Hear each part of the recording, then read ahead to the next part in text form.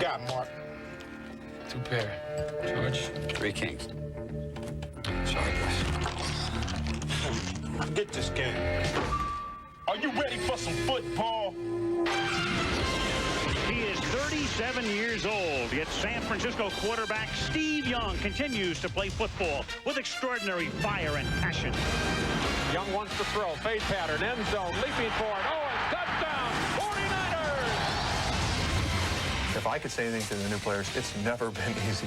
It isn't, the ability to reach down deep week after week. Last week, a new 49er starter provided the game-winning play. Way down the middle, it may be picked. It is! What a joke is at the 40. He's back to the 50. He's down to the 40. Makes the cut. Down the sideline. He's got room. 1, 5, touchdown, 49ers! The come-from-behind victory was the type of battle that measures the character of a team, and Coach Steve Mariucci liked what he saw.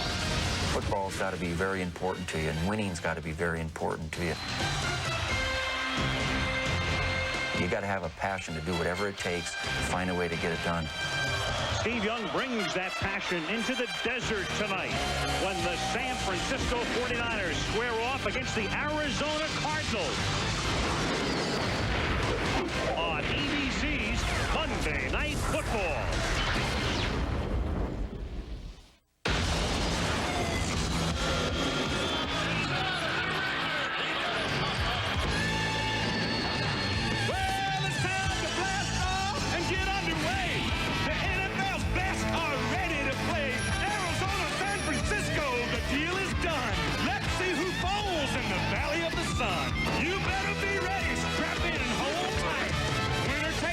In the House of Cards tonight. Hit it! Come on and hit it! Come on and get ready! Are you ready for some football? A Monday night party! Yeah, it's a Super Bowl season!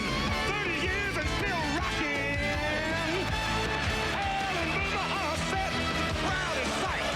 All my rowdy friends are here for Monday night.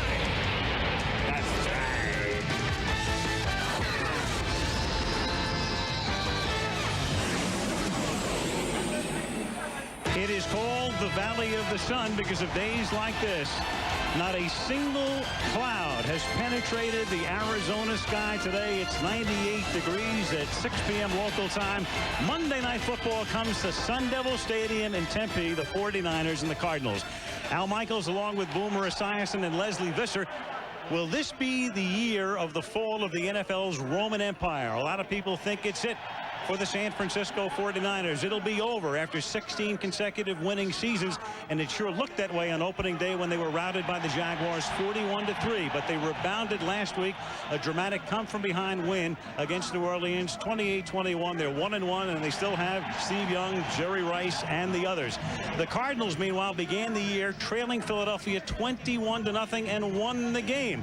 And then last week, they came within 3 points of knocking off Miami. So they are 1-1 as they try to validate last season's success when they went to the playoffs and defeated Dallas in a wild card game. So it's the 49ers and the Cardinals from Tempe, Arizona on Monday Night Football.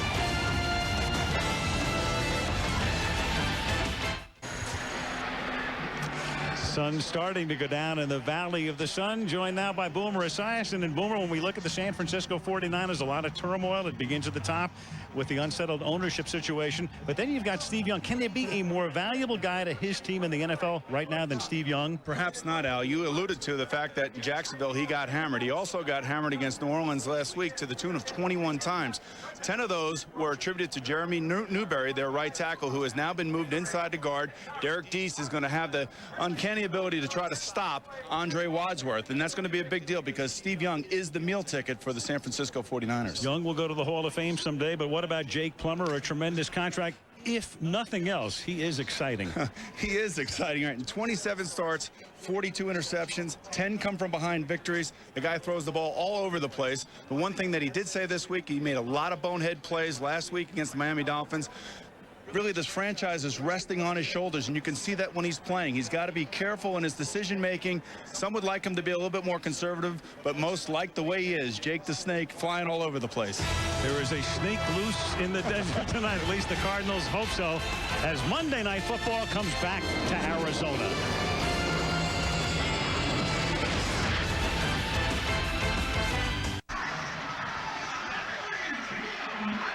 It's the 49ers and the Cardinals at Sun Devil Stadium. Let's check in with Lesley Visser. Al, a lot of people heard Mike Ditka say last week that the 49ers don't scare anyone. Well, Steve Young might be the most frightened. What changes, Steve Mariucci, are you making to protect him tonight? Well, we've made a switch up front with our offensive line, moving Derek Deese to tackle. Better matchup against Andre Wadsworth. Newberry inside against their big people. It's a game of matchups. We feel that's our best matchup right now. You can't want Steve to be your best running back. What about your running game? We've got to establish a run game tonight better than we have already, and yet we've got to keep our 3 wide receivers busy, so we need to have some sort of balance. Thanks a lot, Steve. Back to you guys. Okay, thank you, Lesley. An interesting twist at the beginning. The Cardinals have 2 place kickers activated. One is Chris Jackie, who is their field goal man and has been kicking off. The other is number 6, Joe Nedney, who has a great leg. And Nedney is a guy who can boot the ball through the end zone. That's why he is in there. And to try to confuse the 49ers, it's something that I've never seen, 2 kickers on the field at the same time. Well, they're not in there for their tackling ability right now. It gives them something else to think about. Vince Tobin said he was going to unveil it tonight. It's a 2-5-2 formation, so Jackie comes forward, but Nedney sends it into the end zone, where it is down by R.W. McQuarters. So a little bit of intrigue at the outset, and that may be the most exciting touchback in the history of the National Football League. I think I would have run it out there, Al, because you know you have 2 guys out there that can't tackle very well. The element of surprise. Steve Young, his numbers through the first 2 games, of course, his lifetime pass rating is 97, and that's sensational. Garner and Vardell in the backfield, Owens and Rice outside. Fan is the tight end. We'll also see a lot of J.J. Stokes, Fiore, Brown, Goldman, Newberry, and Deese in that revamped offensive line to try to protect Steve Young. And they begin on the ground, and they give it to Charlie Garner. And remember, this is the year in which they figured Garrison Hurst would come back from the broken ankle, but he hasn't. His season and career, in fact, are in jeopardy. More on that later. Wadsworth, Swinger, Drake, and Rice, the front 4 for Arizona. The ends are great. Fredrickson, McKinnon, and Walls are the linebackers. Fredrickson ran an interception back for a touchdown last week. Williams and Chavis at the corners. Bennett and Lassiter are the safeties. Aeneas Williams is a Pro Bowl corner. 2nd down and 5 from the 25-yard line. Young goes the other way after looking left and hits Jerry Rice. And for Jerry Rice, that's 1,147 career receptions, 1st down. You can see right there Steve Young checking and scanning the defense. And this is what wily old quarterbacks can do. They can find their open guys, they can read the defense and get the ball quickly to their receivers.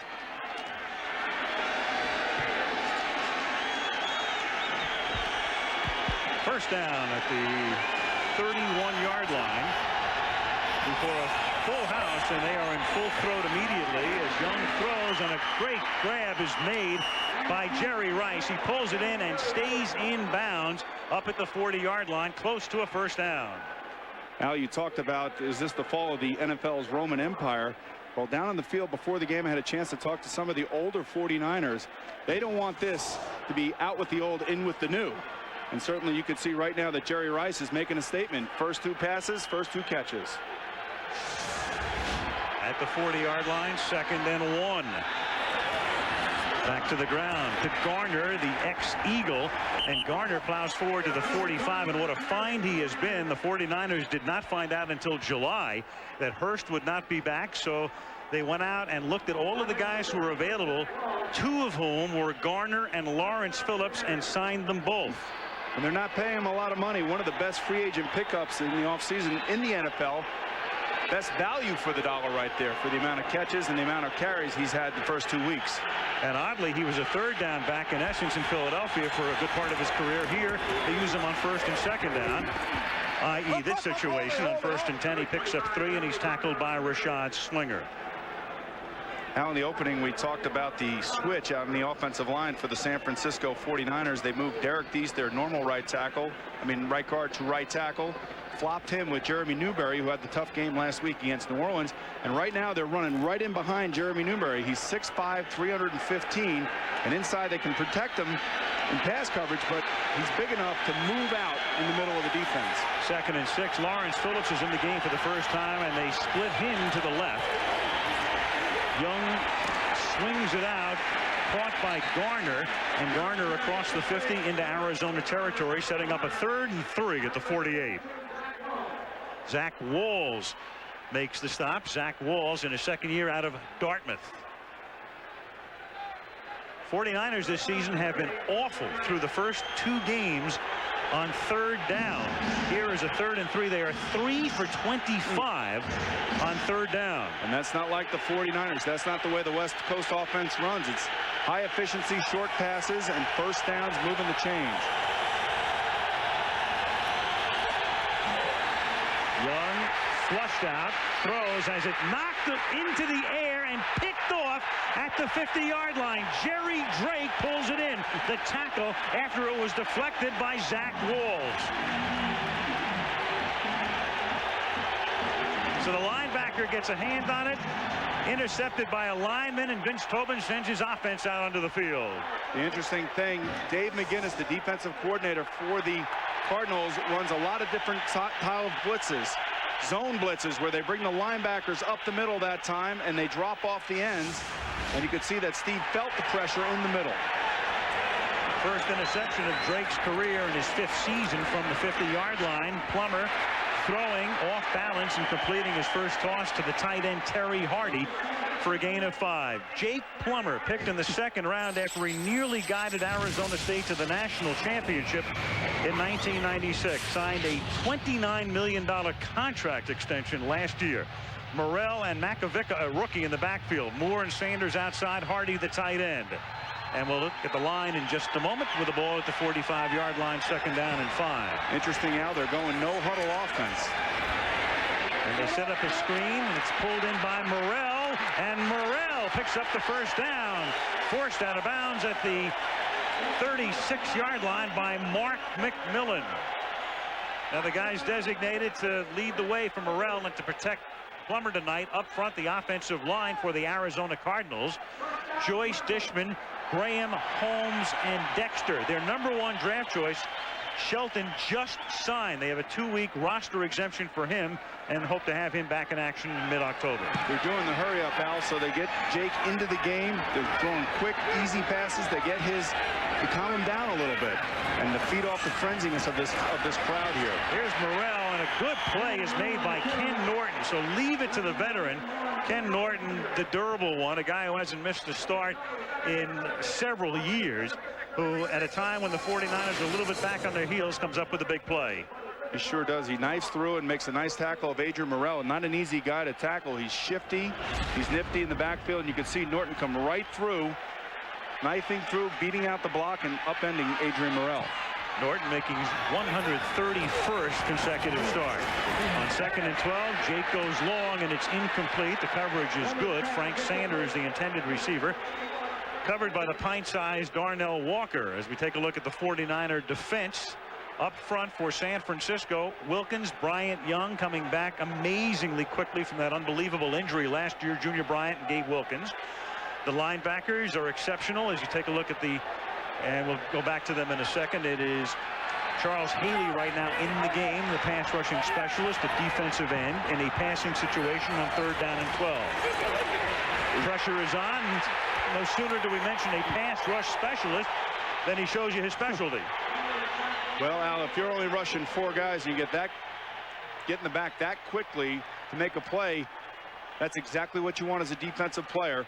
Another reason that they were probably going no huddle, the Cardinals, was because Jake flourishes in this situation. And you could see Haley just running a stunt and running around a confused offensive line of the Arizona Cardinals. The recently retired but now active again Haley with his first sack of the season. Scott Player to punt. R.W. McQuarters is back, and the Cardinals cannot down it inside the 5. 49ers will get it at the 20-yard line. 9:47 left in the opening quarter in the desert. 0-0.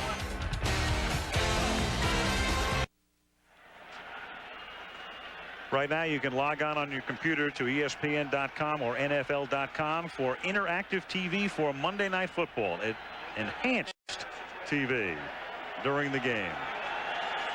First down for the 49ers from the 20-yard line, Sun Devil Stadium on the campus of Arizona State University. You can see Frank Bushfield. Frank, the longtime coach here at ASU and one-time coach of the Colts. Consecutive sellouts for the first time, I guess, for a long time. Over 70,000 at Sun Devil Stadium, with Garner in the backfield taking the handoff from Young and taking it up to the 25, where he's hit by Kwame Lassiter. You could see by the way the 49ers are running the ball out that they like the middle. They feel like they can move Jerry Drake and Rashad Swinger around in the middle. They're missing their 2 tackles. Actually just signed one of their holdout tackles, interior tackles, Mark Smith of the Cardinals, and they're missing Eric Swan, their Pro Bowl guy in the middle because of a knee injury. We hope to have Swan back soon. Second down and 5, and this is Garner for a gain of 1 up to the 26-yard line. He's tackled there by Swinger. Third down and 4 upcoming. The San Francisco 49ers, we talked about their problems on third down with 8 or fewer yards to go. It's amazing. 0 for 17. And they're in that situation right now. Third down and a short 3, or a long 3, or a short 4. Your choice. Young fires. Rice, does he have it? They say no. It's incomplete. He never had possession. He's covered by Chavis, and he helped to knock the ball loose. So again, the 49ers on third and less than 8 come up with a 0 again. Now 0 for 18. Do you think Jerry's allowed to drop a pass or 2 in his career? Not on third down, I guess. Ball is thrown right there. It's on time. Jerry's ready to receive it. This goes right through his gloves. It is warm on the field. Those gloves are probably a little slippery. But Hall of Famers don't drop those balls, do they? He still goes to Canton. Yes, he does. Chad Stanley, a rookie out of Stephen F. Austin, sends it down to the 33-yard line. It is dropped. The ball is loose by David Boston. And at the 38-yard line, in that pileup, the 49ers come up with it. It is Joel Zelenka. Zelenka, who did the snapping, winds up with the recovery. Zelenka, a rookie from Wake Forest, as Boston, the rookie, the #1 pick out of Ohio State, muffs the punt, and the 49ers get the game's first big break. It's Monday night. It's exciting. Those guys, they have nerves rolling, and David Boston's got to be a lot more careful than he was right there. Dangerous putting rookies back there, especially on Monday night. He is the youngest active player in the NFL, Al. 21 years old, just a few days younger than Edgerrin James, the great-looking Colt rookie running back. Now Young scrambling. And at the age of 37, looking for all the world like he's 27. Picks up 7 yards. And a flag goes down at the end of the play. On Ron McKinnon, number 57, hitting Steve Young as he goes out of bounds. First flag of the night. The crew headed by Tony Correnti, the referee. Personal foul against Arizona.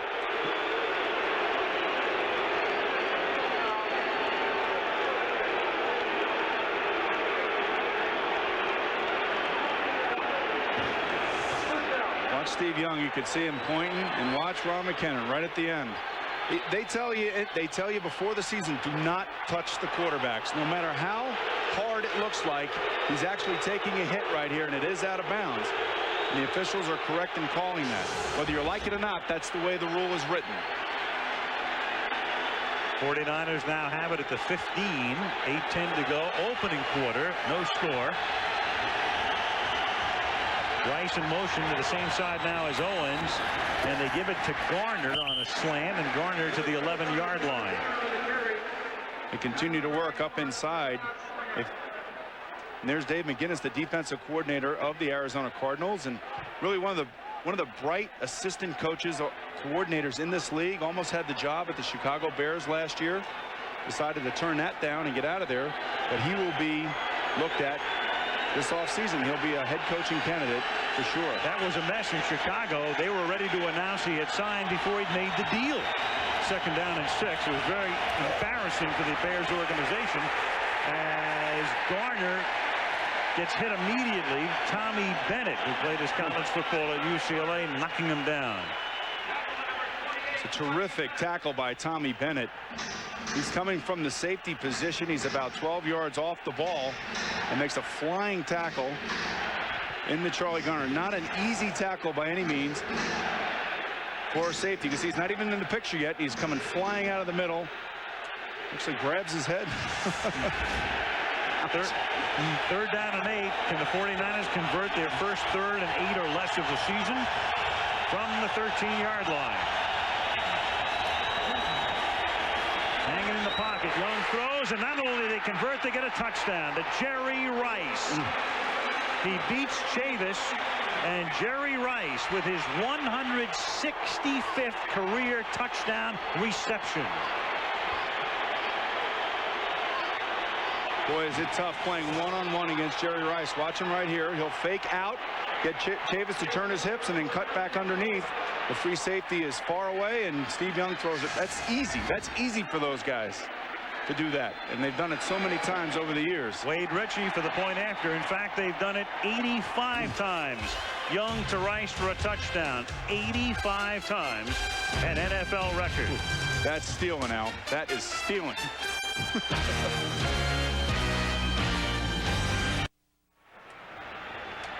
Sun Devil Stadium in Tempe, Arizona. It's been expanded through the years. Used to be just a single deck stadium, and then they added the upper deck and the sky boxes and the press box and everything else. You told me it was single deck when you went to school here. How long ago was that? It was half a deck. When was that? Well, let's put it this way. Come on, let's talk about that for a moment. My classmate was one Charlie Taylor, who wound up in the Hall of Fame. Yeah, sure. Yep. Frank Cush was the Frank must have been about 11 years old when he started coaching here. Arizona wasn't even a state. Mario Bates will down it in the end zone for the touchback. There's an Arizona State guy right there, and there's another one. Jake Plummer coming out. 6:33 left in the quarter. 7-0 San Francisco.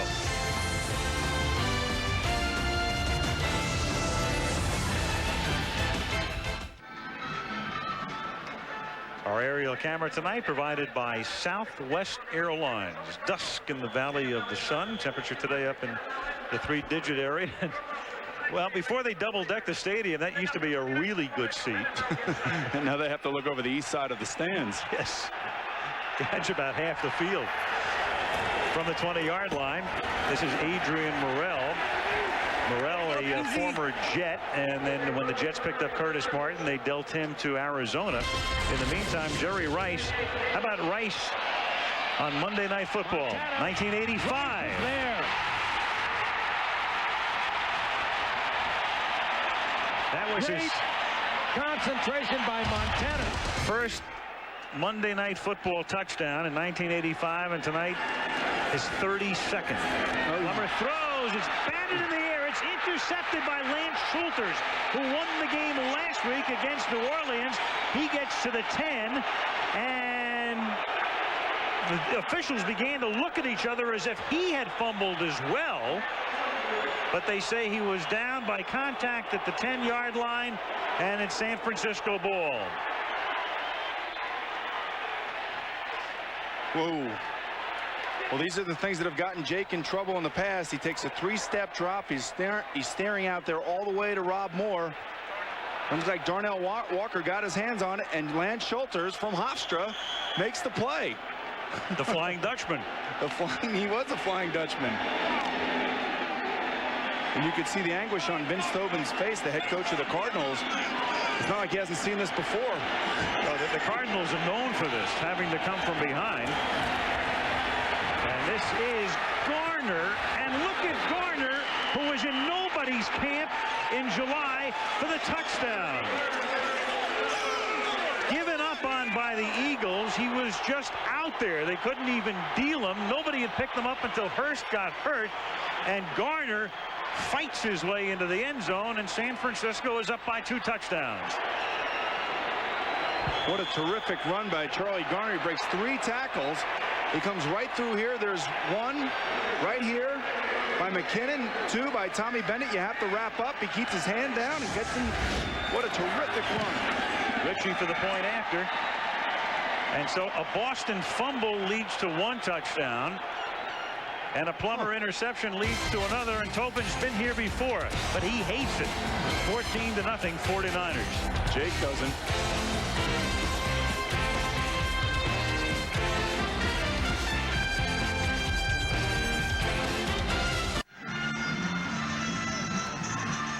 Arizona, the home opener for the Arizona Cardinals, beginning their season with a victory at Philadelphia. Last week, a 3-point loss to Miami.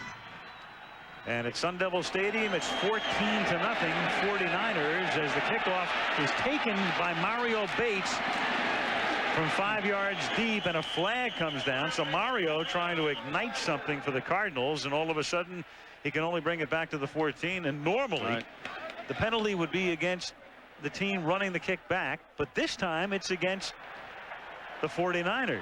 And one thing you cannot do on special teams is go below the waist if you're not tackling a guy.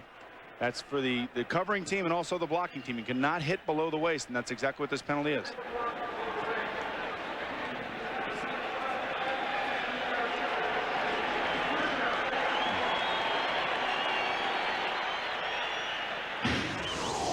You take a look right here, number 27, now right at the bottom of the screen, right there, goes right into the feet of Mike Devlin.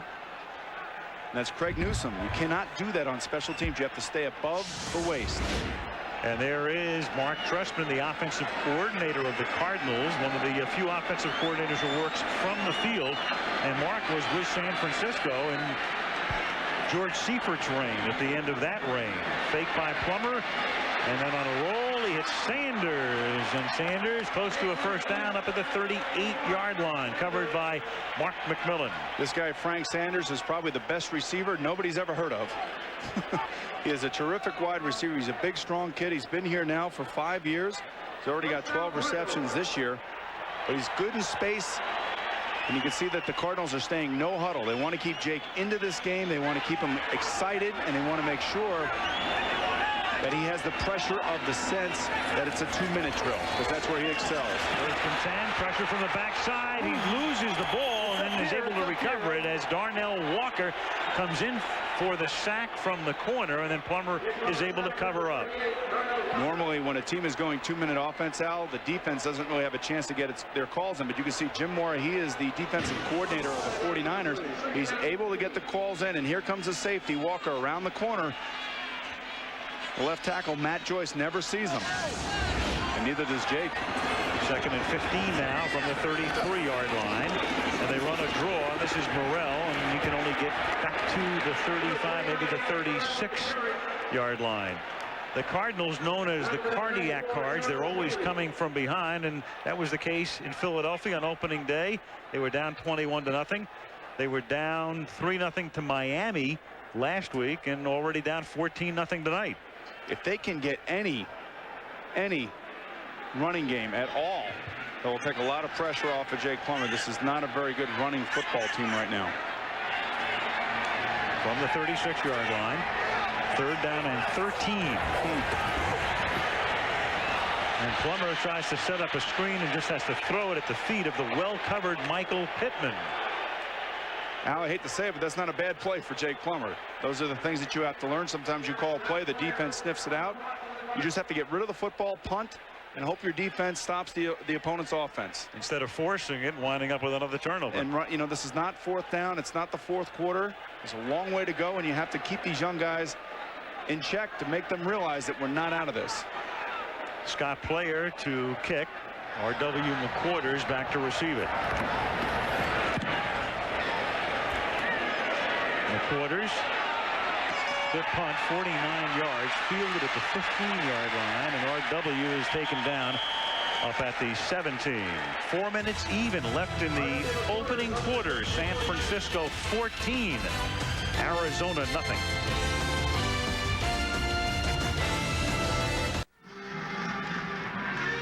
Sun Devil Stadium, home of the Cardinals, the Arizona State Sun Devils, located on the northern end of this campus. Tempe is just outside the city limits of Phoenix. There's a lot going on today. Oh, you're not kidding. Diamondbacks are home. They had a hockey game this morning. Sure, the dog track is open from the 17-yard line. This is Charlie Garner taking it up to the 19. This is already the 49ers' 5th possession. Speaking of hockey, the Coyotes played a preseason game, and they let kids in for free. They had almost 16,000 kids for an exhibition game this morning at 11 o'clock. The Coyotes against the San Jose Sharks. Now, you talk about a field trip. Well, you know, we should have been there because I'm sure it was the coolest place in the desert. Absolutely. And hockey coverage, postseason coverage in particular, coming up the Stanley Cup Finals on ABC in 2000. As Young throws, it is caught, then dropped by Stokes at the 19-yard line. And he's able to recover his own fumble. Hit by Rob Fredrickson. Stokes is able to fall on it. And you know what I'm doing now in my retirement, don't you, Al? What are you doing? I'm playing hockey on Wednesday nights. Are you serious? Absolutely. With a mask? I have my teeth covered. That's about it. What you can see, this is an opportunistic defense for the Arizona Cardinals. They fly around. They cause a lot of fumbles. They make interceptions. Kwame Lassiter, their safety, has a bunch, and there's Dave McGinnis, and right behind him is Mean Joe Green. Defensive line coach, Hall of Famer, 3rd down and 9 from the 18-yard line. 4-man rush. Young stepping up, stepping out. 37. You got to be kidding. First down. Steve Young. Of course, Mariucci's heart is in his throat every time Young takes off, but that's Steve. First down. It is Steve, and the difference right now between he and Jake is that Steve is smart in terms of where he knows where he can go on the field. And right here, he doesn't want to force the ball down the field. He wants to take off and he wants to run. Gives a little juke right there to number 59, Rob Fredrickson, and he gets down. And that's a heck of a lot better than forcing an interception. Last year on the ground, Young rushed for 454 yards. Phillips picks up 5, and you think about that, that's more yardage than Jake the Snake Plummer and Charlie Batch of Detroit, another mobile quarterback, gained on the ground combined. Those guys combined are about Steve's age, aren't they? Yes, they are. Monday Night Football is being brought to you by Ford Outfitters. No boundaries. Applebee's, you belong at Applebee's. Budweiser, the beer with a fresh, clean taste that's never filling. And insweb.com, where you and your insurance really click. All right. Plane coming in for a landing at Sky Harbor Airport. Phillips again. And he picks it up a first down as he takes it to the 43-yard line. A lot of consternation with Phillips and the signing of him and the fans taking sides there. Lawrence is a guy whose troubled past has been well documented. In and out of jail, in and out of trouble. Picked by the Rams a few years ago. Vermeil couldn't straighten him out. Jimmy Johnson had him in Miami. That ended. Played spring ball in Europe, and the 49ers signed him to a contract. Coach Mariucci says he's been a model citizen since he's gotten there, so if they can get some production out of him, that would be a bonus. On the 43-yard line, Young on a roll, a ton of time, and then throws it away because the coverage was very good on Jerry Rice. Just throw it away and live to play another day. It's only 2nd down. 2nd down, 10. Week 4 of the NFL next Sunday and Monday. Sunday Night Football on ESPN. The Raiders coming off their win against Chicago, against Seattle. Now 2-1 under Mike Holmgren. Will be in Miami. That's a great matchup next Monday night. Doug Flutie and the Bills, Dan Marino and the Dolphins. The Bills are 2-1. The Dolphins coming off their bye week 2-0 from Miami next Monday night. 2 great games. Boy, I can't wait for those. 49ers at the 44-yard line in the waning moments of the opening quarter. And Phillips, carrying 3 times in a row, takes it out to the 49-yard line. And again, right up the middle, Coach Mariucci told Lesley Visser right at the top of the show that they like the matchup in the middle with Jeremy Newberry going against Swinger and also Drake. Ray Brown going against them as well. And here comes Mark Smith, their newly signed holdout. He has 15 sacks in 30 NFL games, but he's a guy, along with Eric Swan, give them a force in the middle, a la Miami with Gardner and Bowens. That'll do it for the first quarter. San Francisco 14, Arizona nothing. Monday Night Football returns after this message and a word from our ABC stations.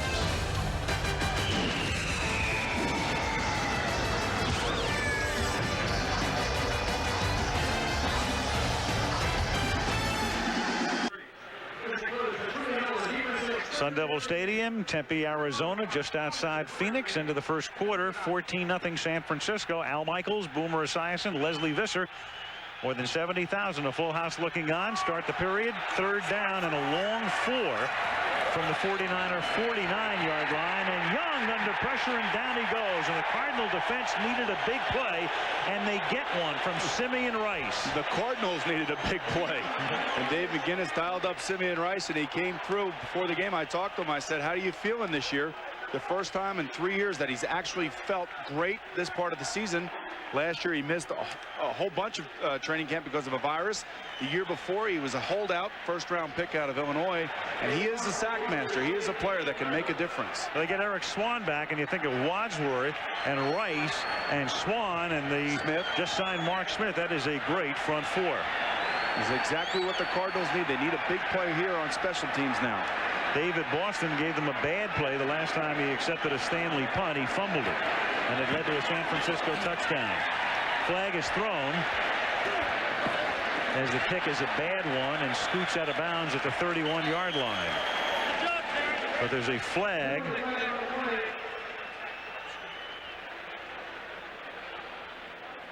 It might be Zach Bronson for holding. And it is. I think they're going to take them back, so I think they're going to take the Cardinals back, and the 49ers back, and make them do it over again. Or the kick is a pretty poor kick. Right. So it's up to Tobin to determine what he wants to do. Holding. 10 yards. Kicking team number 31. 10-yard penalty. Repeat. Fourth down. Interesting call here because the ball went out of bounds at about, what, the 31-yard line? I would think if it were a 5-yard penalty, you probably wouldn't take them back. But since it is 10.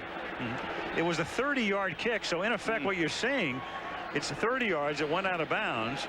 So he'd need to kick the ball at least 40 yards, and the Cardinals would have to have some sort of run back. And the only thing I can think of also is the possibility that the Cardinals feel like they can set up a good return or either block the punt. Right. And down 14-0, maybe they are looking for that big play. And here it comes on the end here. They might think that they can block it. You can see all the 49ers pointing of who they have. Protection is good. Stanley gets it away. Boston pulls it in at the 32-yard line, and #1 draft choice out of Ohio State has no room to roam, and it's a wash, as it turns out. I tell you, he looks a little shaky back there. Yes, he does. Carrying that ball away from his body. You got to be careful. 14-0 San Francisco.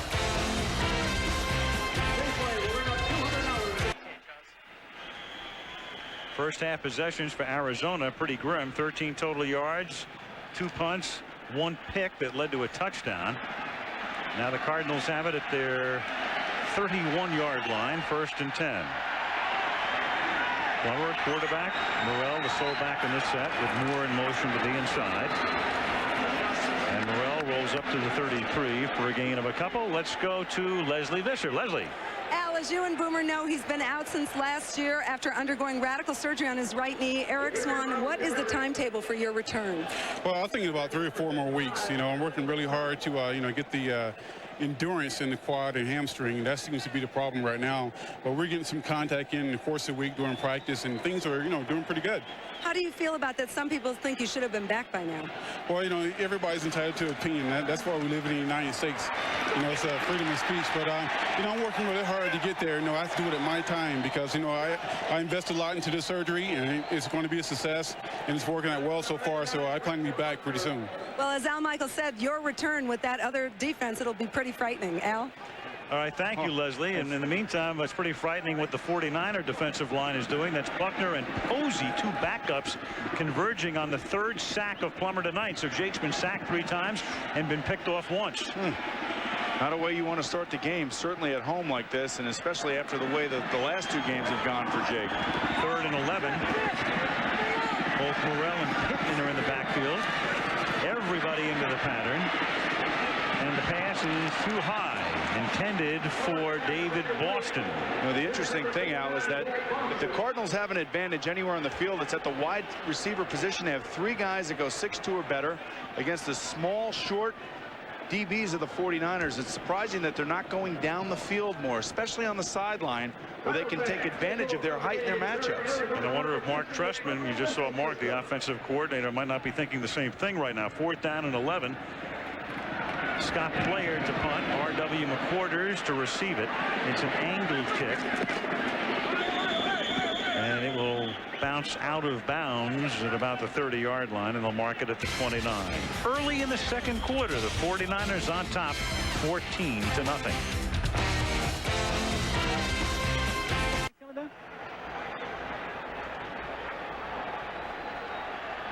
The 49ers cooling off in the hot desert tonight, as are the Cardinals.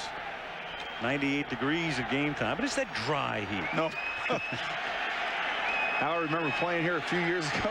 We played the Miami Dolphins on a night game. I mean, it was unbearable.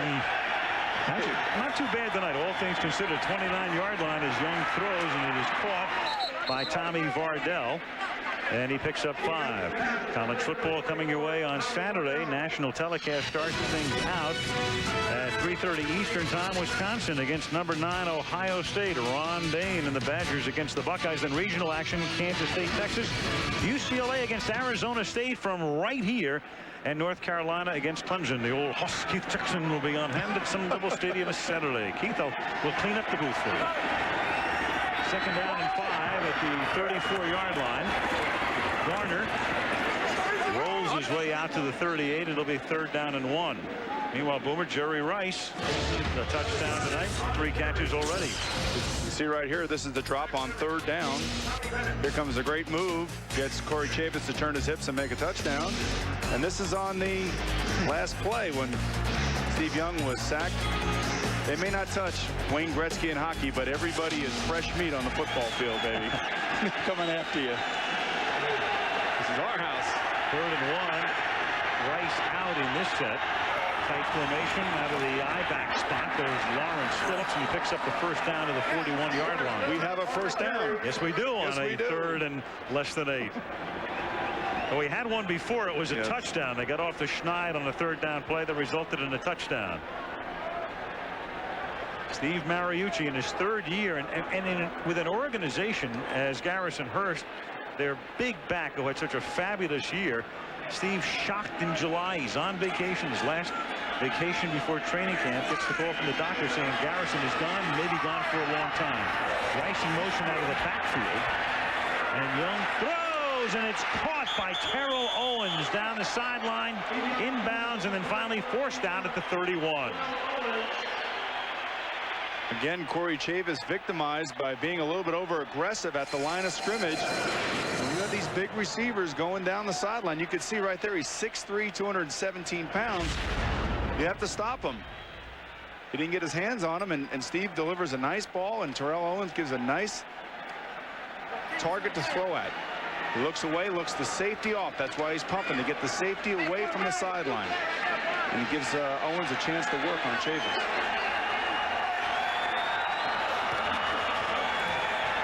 Young with that deep drop and a screen set up to Phillips. And Lawrence takes it to the 20-yard line, and that should be a 1st down. When you're a play caller and your offense is making things happen the way the 49ers have done the last few series, you could start mixing in screens and rolling away one way and throwing back the other, throwing the ball down the sideline. Right now, this is the 49er West Coast 3-step quick drop offense, and allowing Steve Young to utilize his ability to get out of the pocket and throw it away and get away from that pass rush. Look at that. San Francisco, and for Arizona, that's gross. That is gross. Yes, it is. 134-12. That's really gross. And this is Charlie Garner taking it to the 15-yard line. Jake Plummer can only stand and wait, and of course for Jake, it's been comeback after comeback. He started 27 games, and 10 times he has led his team from behind in the 4th quarter. But he'll tell you that he's one of the reasons that they have to come from behind, because of the interceptions he's throwing, which is really great. He's owning up to the fact that he's made mistakes. He's secure. He's going to be one of the really great young quarterbacks in the years to come. He's just got to go through some hard times, and that's exactly what he's dealing with tonight and the last 2 weeks. 2nd and 4. Young throwing, and it didn't between Rice and Stokes. The pressure put on by Fredrickson. But he threw it away is what he did. Meanwhile, the Cardinals are telling us that Rob Moore, their receiver who's been nursing a sore hamstring, has aggravated it, and his return tonight is doubtful, putting the Cardinals in even a deeper hole. There he is, and he was signed right before their first game against the Philadelphia Eagles, aggravated that hamstring in that game. A terrific player. I had the opportunity to play with him.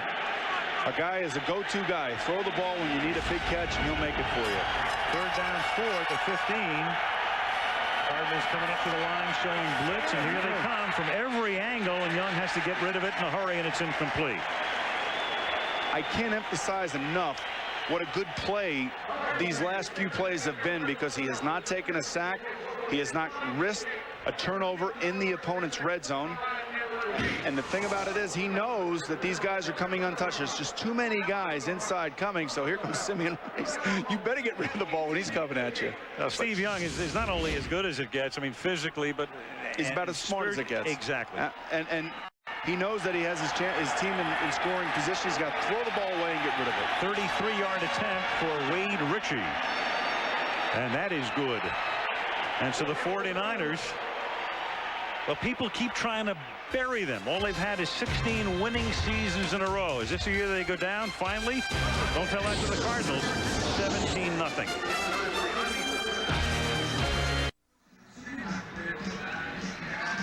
Sun Devil Stadium, where the Arizona State Sun Devils have come in for a lot of heat already this season. They were their 1-2 record, a loss to Cal over the weekend, and now the Cardinals getting some heat as well for an opening night home crowd down 17-0.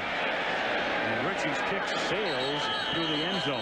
Well, I know there's no panic in number 16, Jake Plummer. This is par for the course for him, isn't it? Think back to the Rose Bowl in 1997 following the 96 season. This was one of the greatest runs in the history of college football. Could have won the Rose Bowl game, came with 1:40 left, third down, in for the touchdown that might have won the game and given them the national championship. But back came Ohio State. Joe Germain hits, of all people, David Boston, now Plummer's teammate here at Arizona, and that knocks Arizona State out of the national championship. And David Boston's going to play an even more significant role tonight because of the loss of Rob Moore. So the rookie's going to be under fire right now.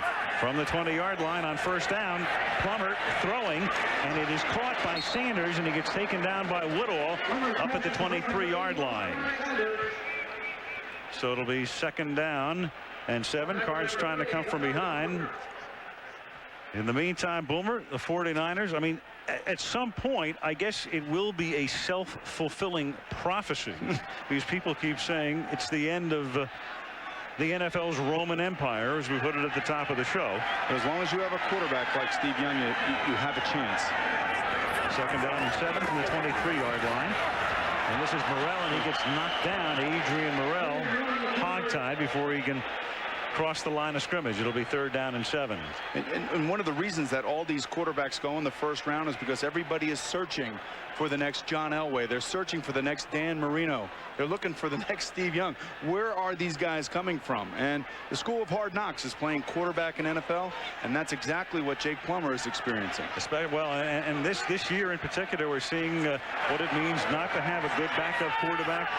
Upside down standings. Plummer throws into the flat, and that is dropped by Morrell, and finally the boos begin to cascade down.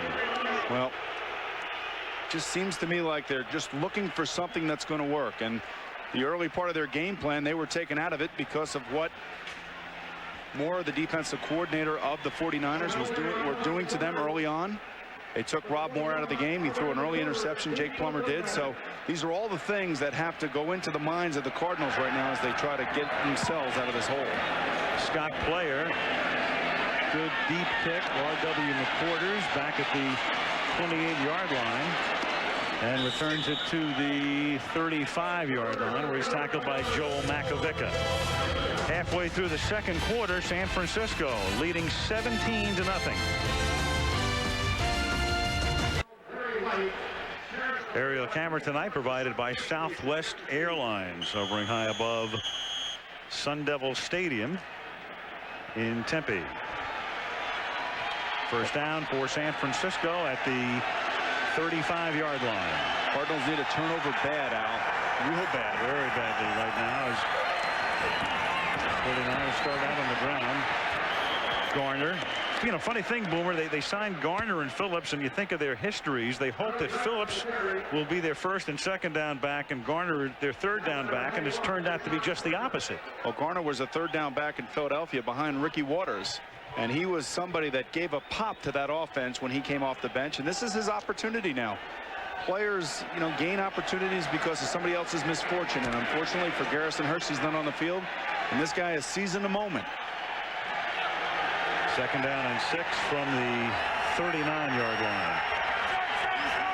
You can see Steve reading the defense right now, audibling at the line of scrimmage and changing it to a pass. With Garner and Phillips both in the backfield, a little dump off to Phillips, and he takes it up to the 43-yard line, tackled there by Zach Walls. You know, well, one thing about the 49ers, Boomer, they can improvise. I mean, think back when Bill Walsh won the Super Bowl in 1981.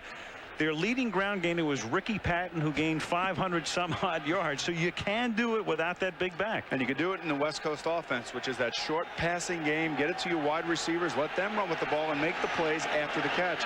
That's something that Jerry Rice has made a living on for years in this offense.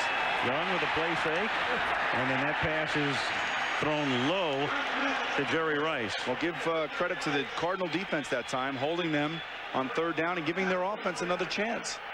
How'd you like playing here? I loved it here. It was turbulent, to say the least, for those people who know.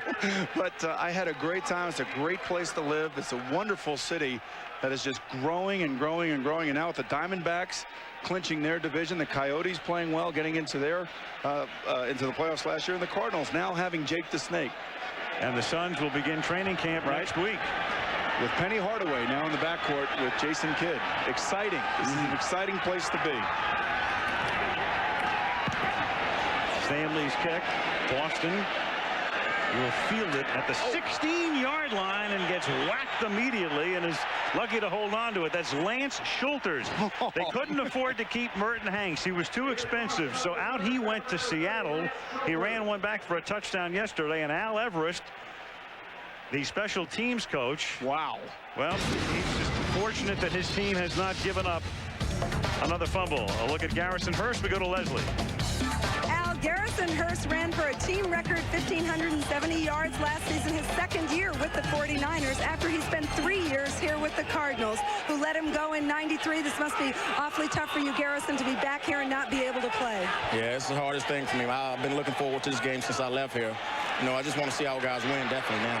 What about with your surgery? No one in the history of the NFL has come back from that surgery. What gives you encouragement? You know, my thing is, I don't think a lot of people in the NFL had this injury. And my thing is, I just keep saying my prayers and keep doing what I do as far as rehabbing, and I think I'll get back. Okay, why don't you go over on the bench and rest it? All right. Thanks, Garrison. Back to you guys. And you know he wants this game very badly. He was a first-round draft choice of the Arizona Cardinals and had knee injuries, had problems, never really fit in here. And then now he has to stand on the sideline to add his insult to his injury and watch his teammates play against his old team. Second and 6, and that's dropped by Andy McCullough. And it was one of those injuries. He broke his ankle in the playoff game against Atlanta last year. You figure, okay, you have the whole offseason, and then apparently complications developed, the second surgery. And who knows whether it's this year or whether it's ever for Garrison Hurst.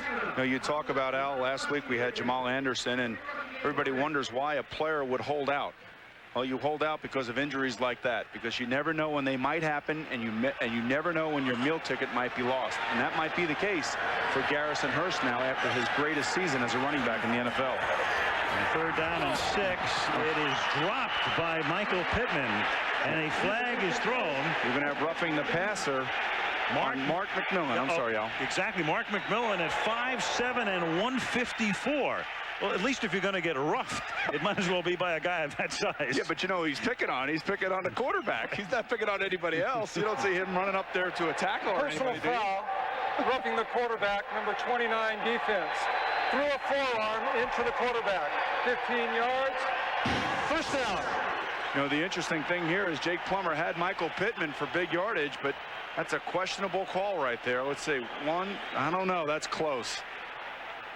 He said he threw an elbow into him, but I don't know. What are you supposed to hit him with? Yeah. You can't hit him with your head. You can't hit him with your arm. Right. I don't know what you can hit him with. Well, that's exactly what the Cardinals needed to keep a drive going, and Plummer airs one out, and looking back the other way was Boston, and it's incomplete. Covered by McMillan.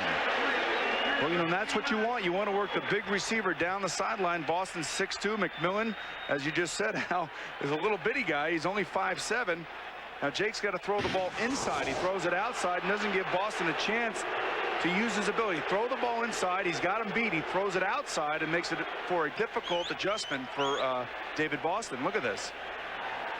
It would have been a terrific catch if he could have held on to it. But give McMillan some credit. He's hanging out there with those big receivers. He's been in the league for a while, and he's not afraid to back down, and he will not back down. 2nd and 10, and the Cardinals are going to take a timeout. 5:11 remaining in the first half. 49ers on top 17-0. Monday Night Football is being brought to you by Chrysler. Engineered to be great cars. Bud Light, for the great taste that won't fill you up and never lets you down. Make it a Bud Light. And Hollywood Pictures Mystery Alaska coming to theaters in October. ABC tomorrow, City Hall heats up with Heather Locklear and Michael J. Fox in week 2 of their battle for power on Spin City tomorrow at 8 Eastern, 7 Central, right here on ABC. I don't know about you, Al, but Heather's looking pretty good. Very good. Michael's not looking too bad himself. No, right? I'm not going to discuss that. You can discuss that. No, but you know, I'm just thinking about equal time here. Michael continuing to look like Bob Costas, but that's for another story for another day. That's between you sportcaster guys, not me. That's what you are these days. Second down and 10 from the 35-yard line. Plummer gets sacked. Another sack of Jake back at the 31. That's 4 sacks for the 49ers tonight. The second by Charles Haley. You know, interesting, Al, Charles Haley was asked whether or not Jake Plummer reminded him of Joe Montana, because so much has been made by Bill Walsh, the GM of the 49ers, that Jake Plummer looks a lot like Joe Montana, the way he plays. And you can see how they keep him in the pocket.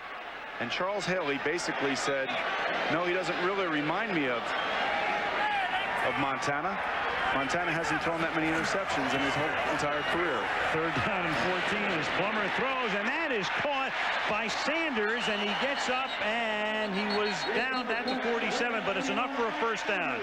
He got up and he was down at that spot, but it's enough for a first down on the 3rd and long. And I think what Bill Walsh was talking about was in stature and size. He looks a lot like him. He has the same number, and he has the same uncanny ability to run a 2-minute drill and make plays like this. Look at this throw. He keeps it low. It's a nice play by Frank Sanders going down and getting the ball and making the first down. From the 47-yard line. And here we go, down the field again. Plummer deep and incomplete, intended for Boston with double coverage, and one of the two is McMillan. But you have to try, Al. You have to keep going after him and going after the advantage that you have. And he's got to get the ball close to Boston to give him an opportunity to go up over the smaller DB. But it almost senses, I don't know if you can sense it, I can sense it. Seems like Jake's getting into the game all of a sudden now. He is, and I'll tell you who he's really going to miss, though, as he gets into this game is Rob Moore. Yep. Again, his primary receiver is probably done for the night. Hamstring. And there he is, and Vince Tobin told us that he played Rob Moore in that first game, and if he didn't play in that game, there was no way that they were going to beat the Philadelphia Eagles because of the plays he made. 2nd down and 10. We'll see a lot more of Andy McCullough tonight. And David Boston and the play clock to down to 0, and it's going to cost them 5. And that's the inexperience of a young quarterback trying to change the play at the line of scrimmage and losing track of the down clock. All these things are on him right now, I think, because he is the flag bearer for the franchise. The franchise hasn't had a marquee player like him for quite some time. 1.4 yards per play, and that's the reason, in good measure, why the score is 17-0. 2nd and 15. Plummer throws. It's caught, and McCullough escapes a tackle, picks up a first down, finally run out of bounds by Schulters. He broke out of a Darnell Walker tackle and runs it all the way down to the 27-yard line. And you talk about being fearless, that's what Jake Plummer is, because this was the exact same play versus the exact same coverage that he threw an interception on earlier in the game. The best thing about Jake Plummer is that he doesn't have a memory. Look at this. And look at McCullough go get the football and run with it. Quickly to the line of scrimmage. It's 1st and 10 at the 27-yard line. And this is Michael Pittman, the backup running back, to the 14. So all of a sudden the Cardinals have come alive, and so is the crowd. All it takes is for one play to ignite. It was the big 3rd down play. Actually, what it really was the roughing the passer on Mark McMillan that kept this drive going, and then the big play that Sanders and Plummer made on 3rd down. But take a look at Pittman. They love Pittman. They think he's a great change-up back from Adrian Morrell. He's a straight-ahead type of guy. He's not afraid of contact. 1st down at the 15-yard line. They keep Pittman in the backfield. Second-year guy out of Fresno State. Sanders is in motion. Pittman to the 12-yard line. Tackled there by Schulters. Schulters all over the joint. He's the guy taking Merton Hanks' spot in the secondary. And Merton Hanks had an interception for a touchdown yesterday for Seattle. But talking to Bill Walsh before the game, and also Terry Donahue, the player personnel guy for the 49ers, said that this guy right here is valuable not only because of his special teams, because of his ability to make plays in the secondary. Plummer, throw it away. Throw it away. There you go. That's what he does to Scottsdale. But there's a flag down.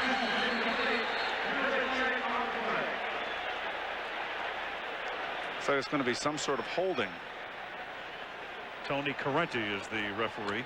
He might be on the fullback. Oh, actually on the defense. Okay. The 49ers.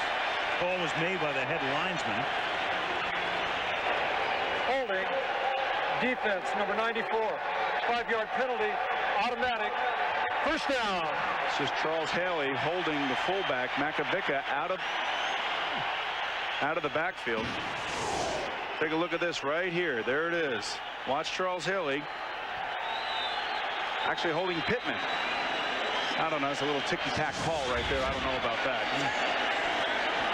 A couple of big calls, though, for the Cardinals and against the 49ers to keep this drive going. Plummer on a quarterback draw, and it does not fool one Brunson Buckner. Well, Jake's got to give him a chance to think that it's a pass.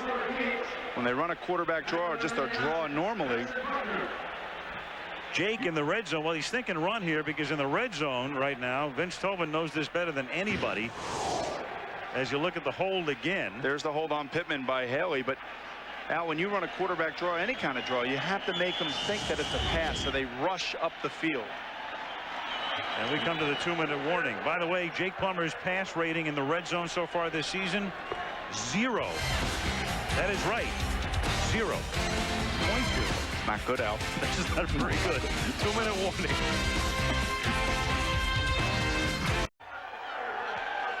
In the red zone, look at Plummer over the 3 years of his career, as we mentioned, 22%. He's 2 out of 9 with 1 pick. That's a 0 rating. In 2.5 games this season. It's 2nd down and goal from the 7. Plummer throws and below 0 right now. But, Al, that's okay. The defense wins. It's not an interception. And down here sometimes he gets a little crazy when he gets out of the pocket, and that's where his decisions. He has to remember that this is not college, that you're playing against some great defensive backs that have unbelievable skill, that go after that football. They're all sitting back there right now thinking that the ball's coming to them. Until he proves otherwise, that's the way it's going to be every week. So he just has to learn to calm down and throw the football away and not force anything. See what Mark Trestman throws out of his bag of tricks here on 3rd down and goal at the 6. And Jake throws. It is caught by Sanders, but he's stopped at the 1, and the ball is loose and is recovered by San Francisco. Darnell Walker and Lee Woodall sandwiched him. The ball comes loose, and the 49ers have the football. How many more mistakes can the Cardinals make? Jake makes that beautiful throw. It's going to be nasty down there. And Tim McDonald recovers it. And to add insult to injury, if he recovers it in the end zone, it's a touchback. Watch this here. Frank Sanders gets the ball in the back shoulder, lowers his shoulder, and Woodall puts his helmet right on the football. And then when the 49ers recover the ball, if they recover it inside the 1, that's where they start. The ball just did get over the goal line, so they recovered in the end zone for a touchback, and they take over at the 20. Jake makes the proper throw on the back shoulder right there. That's the accuracy that you talk about. And really what it comes down to is the defense is flying to the football. And that's the way defenses are told to make the plays, and McDonald makes the play. McDonald, for 6 years, a Cardinal. And now this is Tommy Vardell bullying his way up to the 25-yard line. The Cardinals finally get into the red zone, down by 17, and come away with not even a field goal. And the 49ers now with a chance, and with Young at the controls and a lot of time left, they can add to the advantage, and that's incomplete, intended for Jerry Rice. 3rd and 5.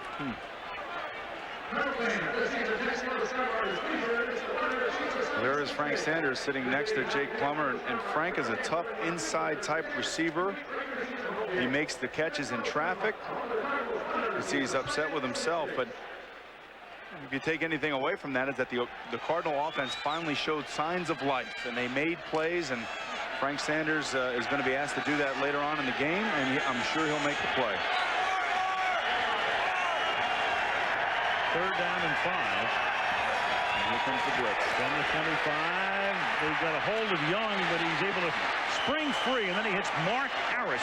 Makes his first catch of the night to convert on 3rd down. Boy, was that nice. And the 49ers take a timeout. That is their first 2 remaining timeout. And back in a moment. Right now, Chris Berman in New York. Thanks, Al. Coming up on our Toyota halftime show here at the ESPN Zone in New York, our top 10, including Good Hands in Tampa. Congratulations for the numbers 917. Number 4 is number 1 again in Green Bay, and number 14.5 equals number 1 in Boston. We'll explain at halftime. Al? All right, thank you, Chris. Back at what was a pretty electric Sun Devil Stadium, and now is somewhat subdued after the fumble at turnovers. The goal line. Turnovers the story again tonight. What else is new? 3 by Arizona and 1 by the 49ers. Did you see that game yesterday, Al? The Vikings and the Packers. What a game that was. What a finish. It's been 3 weeks worth of finishes like that around the league, and it's the second time, of course, that Brett Favre has pulled one out at the very end. 3rd down and 5. Excuse me, 1st and 10 from the 32, and it is caught by Terrell Owens up to the 42-yard line. The 49ers with 2 timeouts remaining, and Young moving him to the line quickly here. And you can see how poised Steve is right now. He's going to be reading over the defense, calling the plays, trying to figure out what the coverage is prior to the snap. Pump fake going long on 2nd and 1, intended for Rice, and he's blanketed on the play. Covered by Tom Knight. 3rd down and 1. Steve Mariucci in his 3rd year. He loves Monday night. Yes, he does. 6-0 on Monday night, and the 49ers have won 8 straight on Monday night. The Raiders hold the record in the glory years, the late 70s up through 81, 14 straight. And San Francisco looking for its 9th in a row. Al, if the Raiders keep playing the way they're playing, you never know. We might see them on Monday night a little bit more. Absolutely. 3rd down and 1 as Phillips fights his way up to the 44 and should have a 1st down, and does. And now Young can stop the clock here.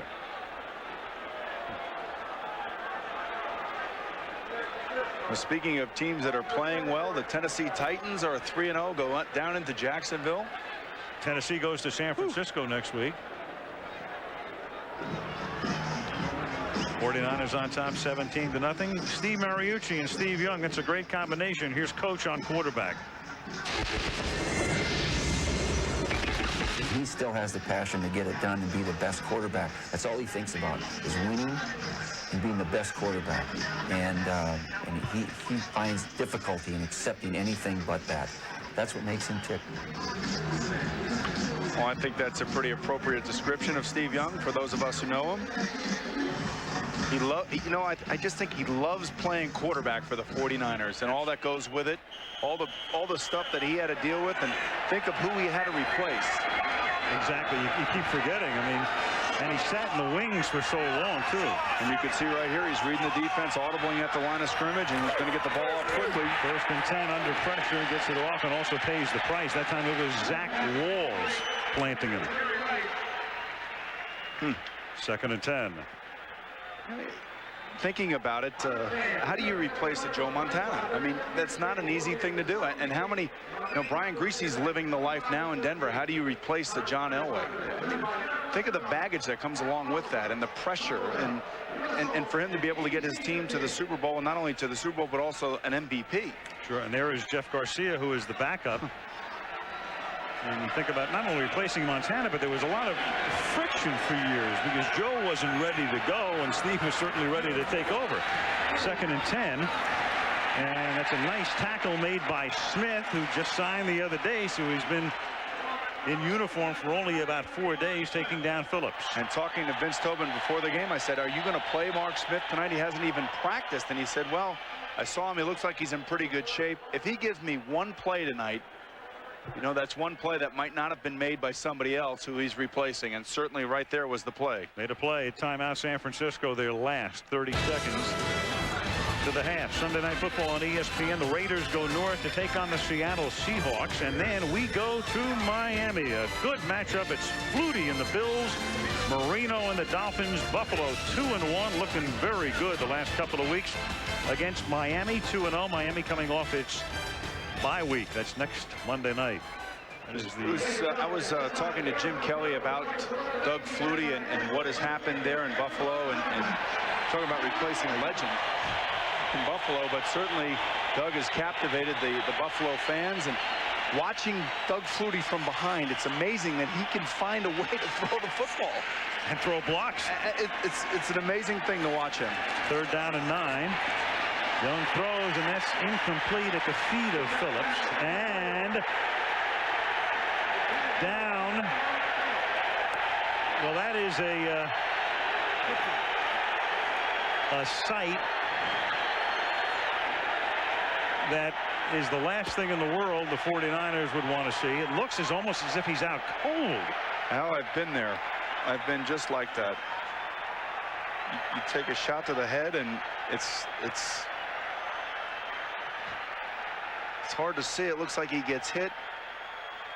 That is Steve Young, who gets hit from each side and now begins to move. It's the outside rush. It's Aeneas Williams down here, number 35. Oh, looks like he got hit right in the chest. And almost makes contact with his own man, Fiore, coming by on the outside. Oh, he does make contact, it looks like, on his leg there. Well, his legs are moving. And you can see he wants to get up, it looks like. The trainers in the league are going to make you stay down on the ground. They're going to make sure all your faculties are straight, that you know where you are, what you're doing. They want to find out exactly what the deal is, regardless of how tough the player is. And there he is. He's up. That's a good sign. And what I like is he wants to get up off the ground. Look at this. He looks like he's out cold, and now he's walking off. I'll tell you something. He is just an amazing human being, and not because of what he's doing right now, but you look at his career and what he's done, and we talked about his competitiveness. And it's a cliche that guys love to play and all of that, but I mean, if you know this guy and you've watched him and you know what makes him tick and you understand him, he's just an extraordinary human being. He is. He's exceptional. There's no question. I don't really know any other way to describe it, Al. Here's Stanley's punt. It's fair caught at the 9-yard line by Tom Knight with 20 seconds remaining in the half. And you keep forgetting when you look back at Steve Young, and there's his record in terms of highest winning percentage as a starting QB with one team. Only Roger Staubach eclipses him. And he has, in effect, a much better record in terms of percentage than did Joe Montana. And here's a guy, remember, you know, he was a victim of several concussions a few years ago, and everybody was advising him to retire, to live the life of luxury or whatever he wanted to do, but not Steve. He can't do it. But as something we talked about in the open, we have to protect him somehow. And when you're out there in the 2-minute drill, you're going to be unprotected, because when the defense decides to blitz like Dave McGinnis did, your edges are open and you have to get rid of the ball quickly. Well, that's a sight we about 3 minutes ago we thought would be impossible. Steve Young, apparently knocked out cold, walks off the field.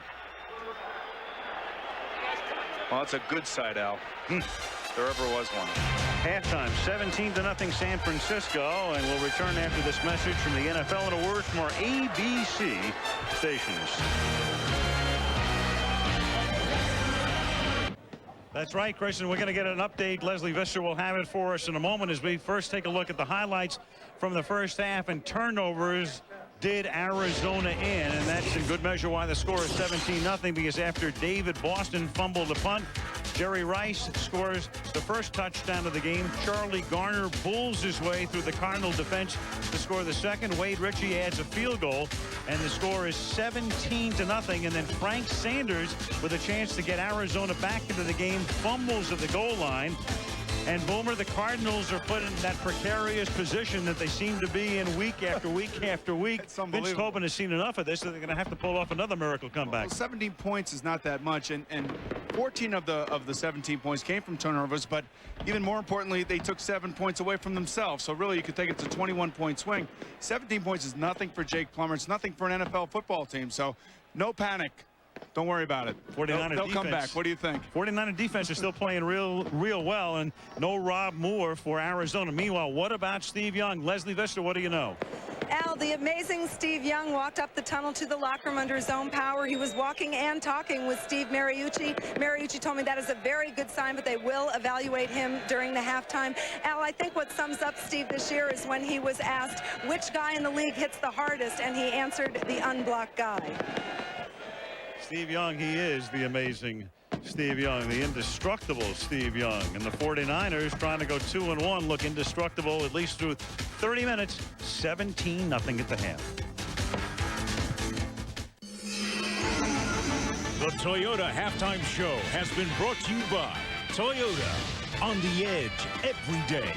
We'll be back with the second half kickoff after this from our ABC stations.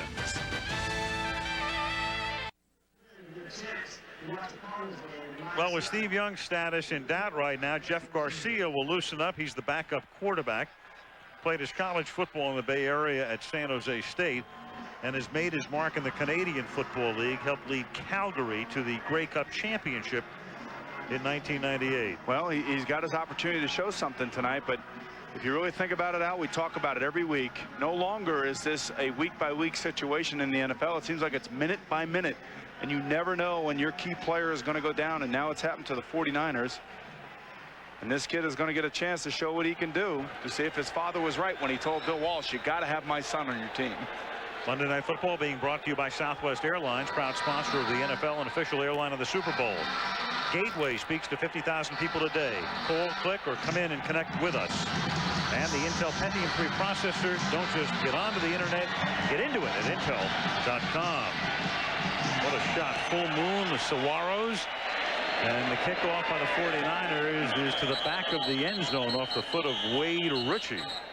It looks like he's kicking at altitude tonight. Wow, he's got some leg. What a weapon that is.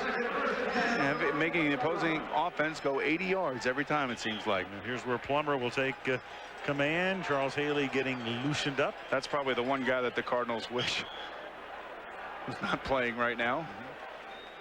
Charles only playing in pass rush situations, the specialist, so he's not in on 1st and 10, the base defense.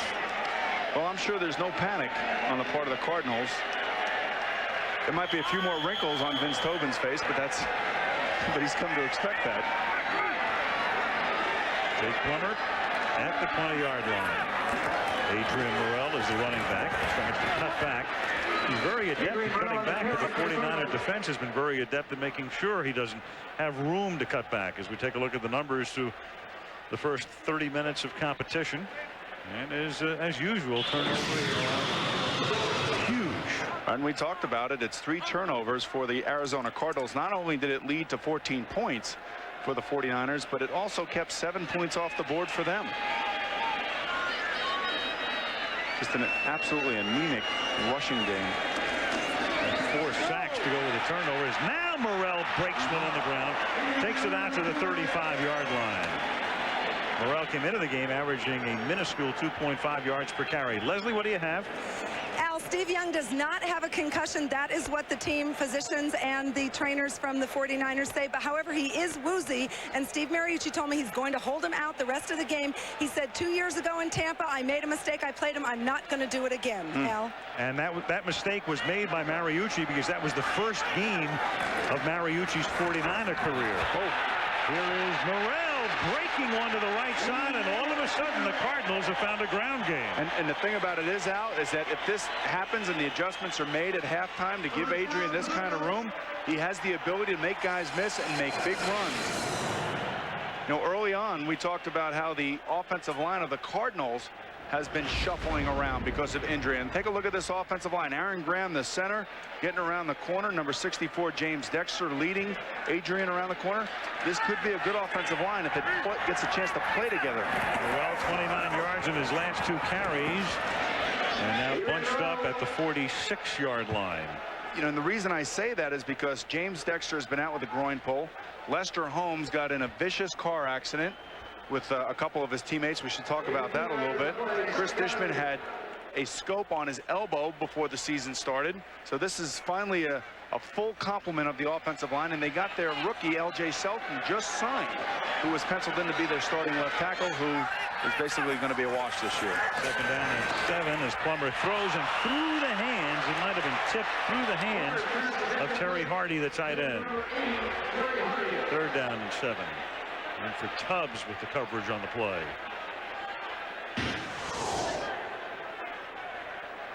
Did Tubbs get a finger on it? Well, it might have been Junior Bryant who did. Right. Tough to handle that pass. Big play right here for the Arizona Cardinals to keep the momentum going for them. 3rd down 7 at the 49er 45. And here comes they're coming after him. Plummer hangs in there, throws, it's juggled and caught by Andy McCullough, and he did have possession inbounds. 1st down. Huge play by Jake Plummer that time, standing in the face of pressure. Number 99, Brenston Buckner, hits him right as he gets ready to throw the ball, and it's a nice catch by McCullough. Take a look at this. You can see Jake's getting harassed right as he throws the football.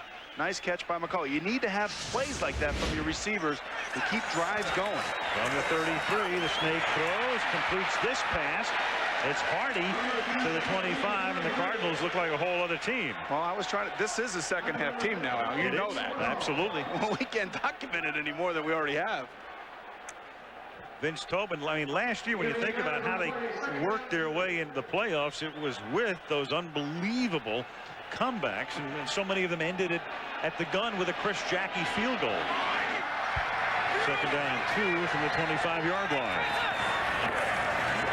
Morrell inside the 20, tackled at the 11 by Schulters, and Tobin has watched his team march from its own 20 to the 49er 11. Ooh. When you go in at halftime, coaches make adjustments, and I'm sure Trestman did just that. He was wondering why they weren't able to run outside. And take a look at this here. You have a pulling center and Aaron Graham. Not many centers do that. Nice block by Johnny McWilliams, the tight end, along with Aaron Graham. If you give Adrian some space, he's quick enough to make the play. He carried 5 times for 3 yards in the first half. Now, picking up 1 here, he has gained 50 yards on this drive alone as he takes it to the 10. It'll be 2nd down and 9. And there's his ex-teammate, Marvin Washington. They played together in New York, and Adrian has had 3 1,000-yard seasons back to back to back now, so he is used to making yards. There's no question about that. And it's the type of player that gets better as the game wears on because he has the speed that can tire out an opposing defense. 2nd down and 9. From the 10. Looking at Morrell lined up as the ace back in the set. He goes into the pattern. Plummer scrambling. Looks like the Rose Bowl. Just shy of the goal line. Well, you've seen the snake do that. That's part of the reason they call him a snake. Like Enya's lyrics. This way and that way. You get to one horizon and there you'll find another. You sure will. And this is instinct, and this is what he has, and this is something that you can't teach. And that Vince Tobin says he never wants to take this away from his quarterback, so he has to live with some of the interceptions. Watch here. What he does nice is that he actually makes the pump, and Schulters makes a nice tackle, but he gains the extra yards and gets him down to the 1-yard line. First and goal inside the 1-yard line. Mario Bates is their short yardage back. And it's the snake himself who tries to get in. There's a flag down. Winford Tubbs at the goal line made contact with him. Marker down. In fact, markers on both sides of the field. I would think defense offside. When they throw the markers before the snap of the ball and don't stop the play, that means somebody's lined up into the neutral zone. This will amount to about a 4-inch penalty. Still first down, though.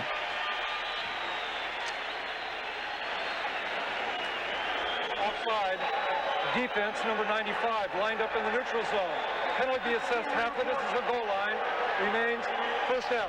What I'd like to see here, Al, is a play-action fake and give Jake a chance to get on the outside.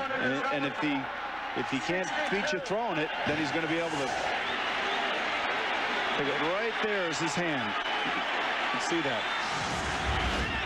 First and goal. Bates, touchdown. Like I said, give it to the guy and let him jump over the top.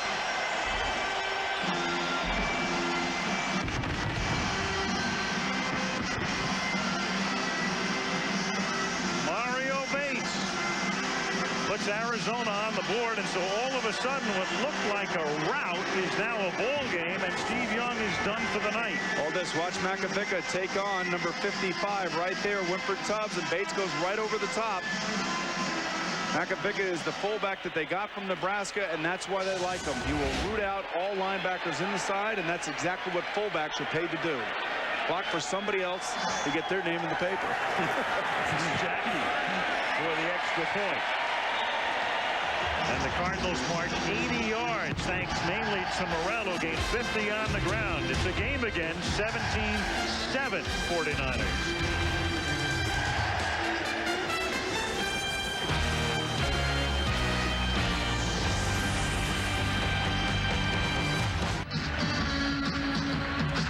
When we talk about extraordinary people, and we don't want to overstate it, but here's a guy who his coach says is out of the game, but don't tell that to Steve Young. He comes out with his uniform on.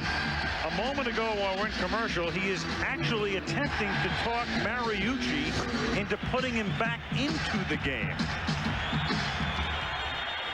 But Steve, at least according to Lesley's report that she got from the 49ers at the half, won't be back in as R.W. McQuarters takes the kick back to the 31-yard line. Well, this is where you find out how good your scouting department is and how good your GM is, because here comes the second-string quarterback. Nobody's really ever heard of him. And whether or not he can handle the pressure on the road. Look at his numbers, 5 for 9, 45 yards, and an interception. And he is right in the thick of it right now, Al. Jeff Garcia to come in now at the 30-yard line, first down. I'm sure Young is not finished attempting to talk Mariucci into coming back into the game. Remember, Steve has a law degree, so he knows how to argue. And the interesting thing about the 49ers, they now have 5 defensive linemen in the game and only 2 linebackers. Here's Garner picking up 2, and the crowd is in full voice. So I believe that the Cardinals fully believe right now that they're going to try to run the ball, that the 49ers are going to take some of the pressure off of Garcia. When you take a look at their defensive situation, they line up Simeon Rice as an outside linebacker, but truly he is a defensive lineman. So 5 linemen now for the Cardinals on defense with 2 linebackers, the old 5-2. Look at this. The 5th lineman is Brad Otis. And now they got Simeon standing in the middle. 6 along the front. Phillips tries to spring it off the left side and is stopped up at the 36.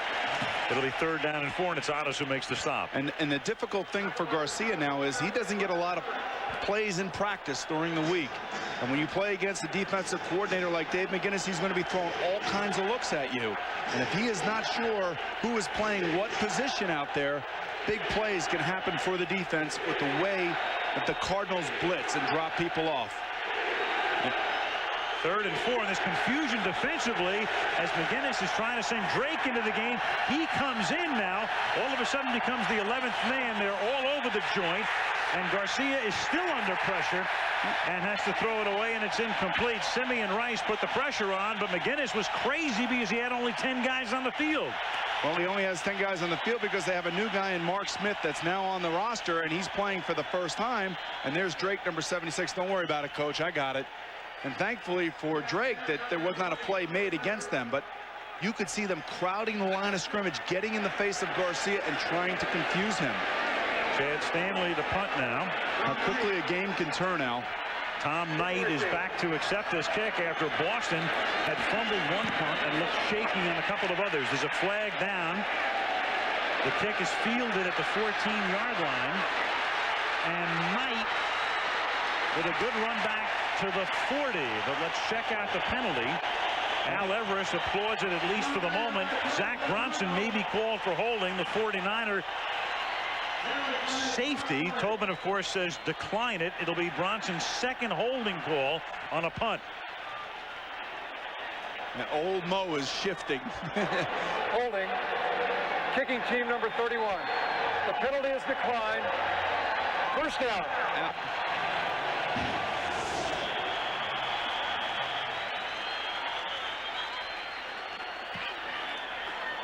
You take right here. You can watch right there. Coming around the corner. You can't do this. That's what a pressure rush can do to you. Not allowed to tackle.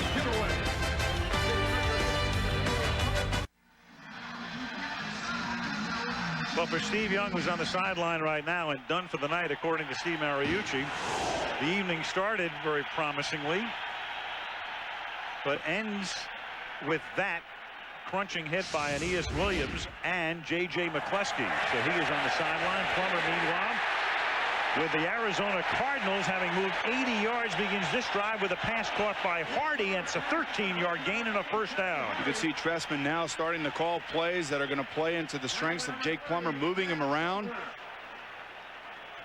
giving him quick decisions.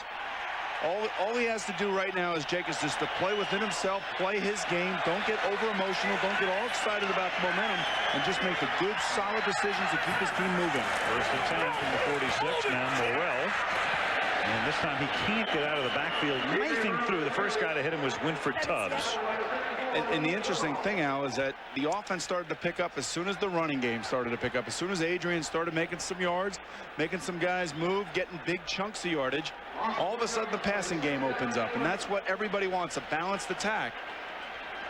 And that guy right there, Jake Plummer, will really benefit if Adrian can keep it up tonight. Morrell 3 yards in the first half and 50 on the last drive. And then Morrell to the outside, and all of a sudden he's back to running like the first half as Ken Norton wraps him up. So 2 successive losses. They're blocking like the first half. Yes. Another reminder, interactive TV for Monday Night Football at ESPN.com or NFL.com. Enhanced TV. Can interact. Just what we need. More interaction. 3rd down and 15 at the 49-yard line. Okay, don't force it here, kid. Just drop back, make your reads, and if it's not there, don't worry about it. 3-man front. A ton of time. Going deep into good coverage, and it's incomplete because McMillan had great position on Andy McCullough. Well, nothing wrong with that. A punt is okay in this situation. You can back them up and let your defense take on the young quarterback. Nice coverage by McMillan this time. He's sitting back, way back, knowing that he's got underneath help. You can see number 38 Walker go underneath there. And when secondaries are played correctly like that, veteran defensive backs like McMillan know where his help is coming from, and he can lay off and play for the deep ball. Scott Players punt. fielded at the 10 by R.W. McQuarters, and he brings it back to the 12-yard line. And we got a fight up at the 40-yard line. Lesley involved in the altercation with Pittman. But no flag. No harm, no foul. Did you tell him Pittman he was #1? Yes, or something of that sort.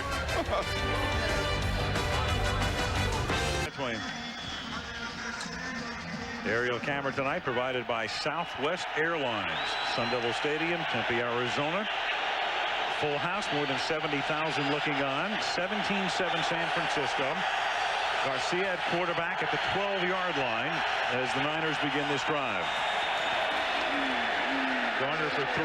You know, Boomer, a lot of people seem to feel the 49ers have been a great team through the last 2 decades, of course, and they say, well, sure, they play in what has been a weak division. But amazingly, when you take a look at the 49ers, not only have they played so well within the NFC West, but outside of their division. There it is on the right-hand portion of your screen. For each of the teams in the league, the 49ers, there they are with by far the best winning percentage out of their division in the 1990s. So they've done it on both ends of the spectrum. 2nd down and 7. Garcia throws, and it's caught by the fullback Bardell up to the 18, and it's one of those statistics. I told Bill Walsh about it before the game, and he said, you've got to be kidding me. Well, so even inside the organization, they don't realize it. But the only thing that I can say about that is that in their division, which they probably usually play some of the teams early on, they create some confidence in themselves. They get on a roll, and the next thing you know, that's how they win. They just have the confidence about themselves. But certainly that kind of takes away the thought process of they've dominated their division. It's been all football teams that they've played. Yep, 3rd down and 3 from the 19-yard line. And the Cardinals with a big defensive play. Simeon Rice wrapping up Lawrence Phillips. You could see that offensive coordinator Marty Mornhinweg is basically going conservative right now with his backup quarterback. The Cardinals know this. They're getting 5 guys in around the line of scrimmage, defensive linemen. They're putting the pressure on. They're getting into the gaps. And when you're running on 3rd and 3 like this and you have 8 guys, 9 guys around the line of scrimmage, you're not going to make a 1st down. 49ers in a holding on mode. That's just one play that a backup quarterback isn't given the opportunity to make. The rookie Chad Stanley punt into the desert sky, fielded by Tom Knight at the 34-yard line, and he brings it back to the 40. 3:43 left in the 3rd in Arizona, where the 49ers lead the Cardinals by 10.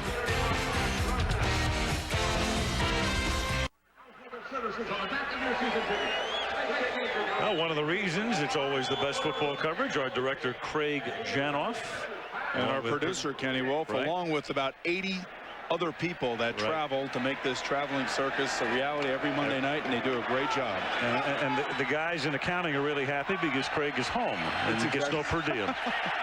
Makes their night. 1st down for the Cardinals at the 41-yard line. Plummer throwing, caught. 1st down into 49er territory. Sanders taken out of bounds by Mark McMillan. Bill Walsh, and there he is to the left of the post in the back row. Now very much in control of a team whose operation is not necessarily in disarray, but in flux. You can see here what a running game does. Fake it to the back, roll away, and throw against the grain. It's a good play call. It's good play design by Mark Trestman. On the 45-yard line, Michael Pittman cuts it back. Pittman breaking it for 15 yards, and that's the reason Vince Tobin speaks so glowingly about this guy. Well, he better speak glowingly because he replaced a legend here in Arizona, Larry Centers, who is now playing for the Washington Redskins. And so much of the way Pittman runs and looks and goes full speed reminds me of Larry Centers. And look at this, breaking tackles, running, keeping those feet moving, the center of bounds. Nice, very nice. 1st and 10 at the 30-yard line. Pittman with a stiff arm there and looking for a face mask call as McMillan, but no way. Didn't grab onto it, just pushed it. Gain of 7, 2nd and 3. The interesting thing about Pittman, it's only his second year, but they also split him out as a wide receiver, which talks about how good he is as an athlete to be able to move out of the backfield and make catches as a lined-up wide receiver. But right here, they try to spell Adrian. You get Pittman in there to give a different look, a different style of runner, more powerful runner, more inside runner. 2nd and 3 from the 23.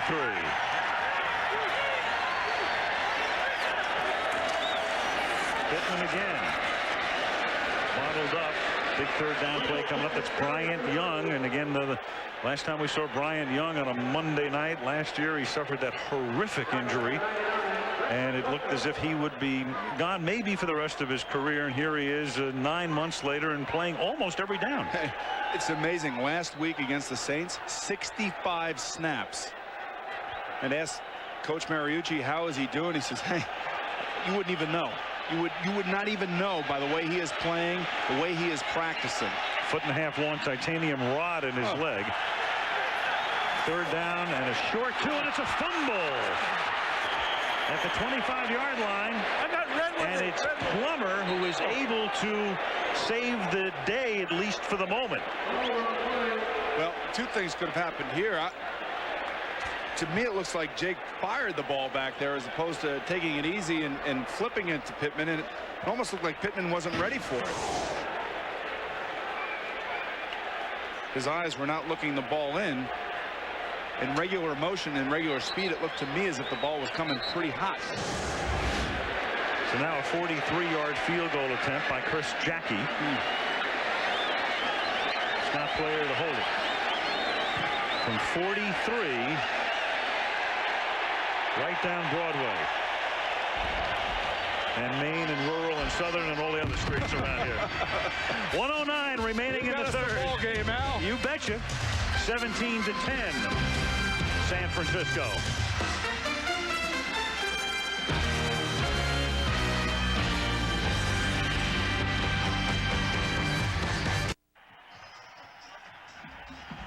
Well, the game is close, and so are the numbers. Total yards by half. There it is. Niners dominating the first 30 minutes, and Arizona has dominated the first 14 minutes. As it's a bouncing ball sent down to the 9-yard line. R.W. McQuarters runs back punts and kickoffs. Gets hog-tied by Mark Maddox. Flag is down. Referee is Tony Correnti.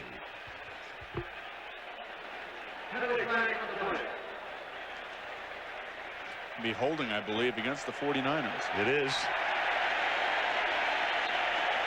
I'll tell you, when momentum starts rolling against you in this league, I mean, it goes. Holding, receiving team number 56.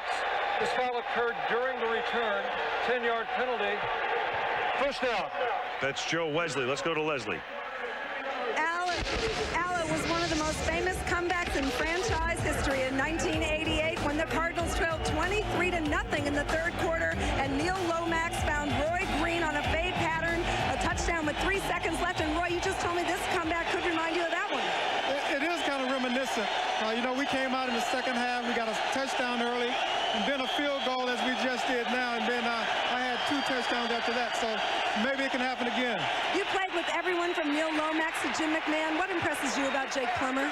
Well, the intangible that Jake brings that really impresses me is his infectious enthusiasm, coupled with the fact that his faith in just he's going to win the ball game. He doesn't care how insurmountable the odds are. He's going to come back.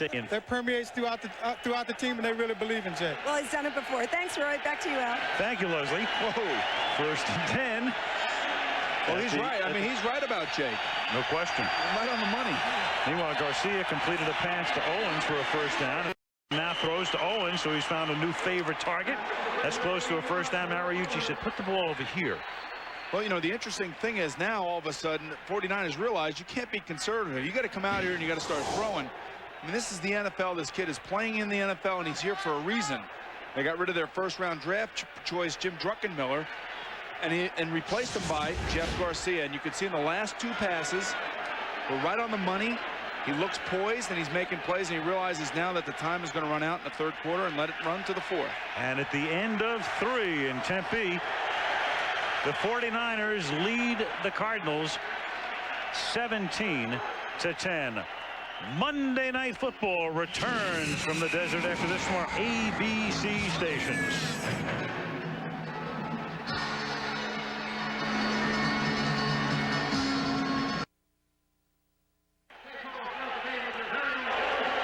We're back, and out in the distance, that is the Bank One ballpark. It's the home of the Arizona Diamondbacks. There is a game being played there right now. They're in the 7th inning.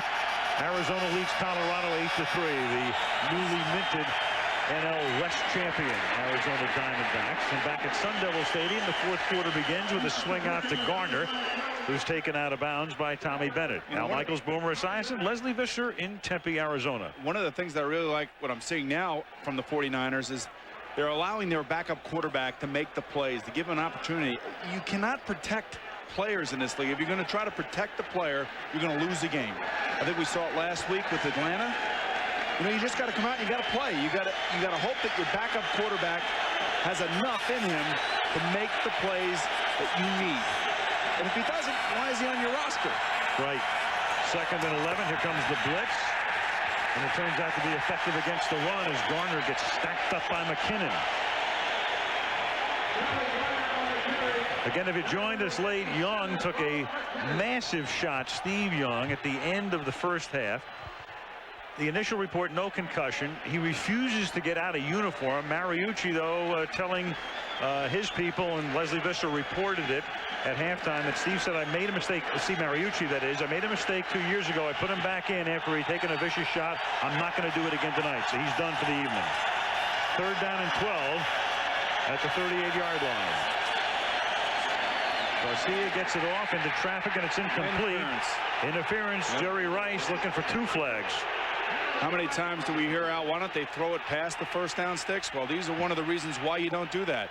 In close contact like this, these defensive backs have to be real careful with the contact because of a flag like this to give the other team a first down. So there are so many different things that can happen, and you could see that Aeneas Williams will have his left arm draped all over him. There he is right there. If you can have your arm around him low, you just can't be seen grabbing like Aeneas was doing right there. And here again is one of the better players in the league out here in Arizona, Aeneas Williams. Pro Bowl corner working on a Hall of Fame receiver, and that was a 3rd and 12. And I will tell you something, Aeneas Williams will have serious consideration for the Hall of Fame when he retires out. He's that good. The way he's going. Here is Garner. Taken down after a gain of 4. You look through the decade of the 90s and in interceptions, and it's Aeneas Williams who has picked off a total of 40. A reminder, college football coming up on Saturday. Wisconsin against 9th-ranked Ohio State, 3:30 Eastern time. And then regional action.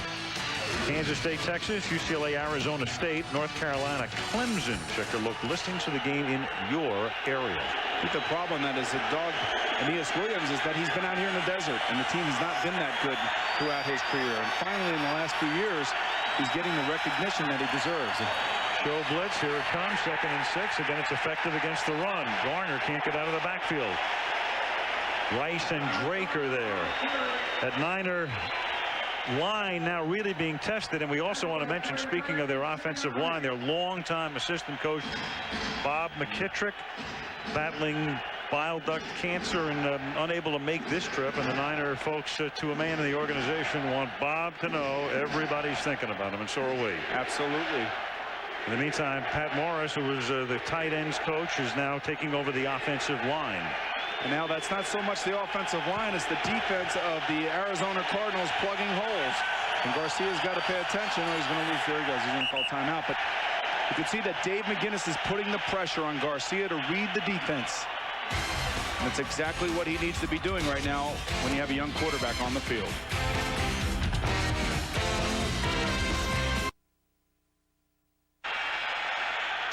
Reminder, following the game, ESPN SportsCenter Monday Night Football postgame show has live reports and analysis. After the timeout, 3rd down, 9, San Francisco from its 44-yard line, and Garcia is going to take off, and he gets to the 45, and that's a first down. What a terrific play by Jeff Garcia, not forcing anything. It's not like this kid hasn't come from anywhere. He led the Calgary Stampeders of the CFL to the 1998 Grey Cup Championship. He also earned MVP honors in that game. You can see right here, just steps back, steps up into the pocket, is in control, and he almost gets his head taken off by Pat Tillman, number 40. Watch this. Get down. This is not the CFL. 11 yards, first carry of his career. Tom Rathman, the running backs coach. From the fullback, here's Garner, nowhere. Simeon Rice, long arms, lanky, athletic, tall, big. I mean, he's a defensive end, playing linebacker, running all over the place, and you could see the athleticism, the ability to make the tackle. Here he comes right here in the end, standing up like a linebacker, but really is a defensive end. And you can see the nice tackle.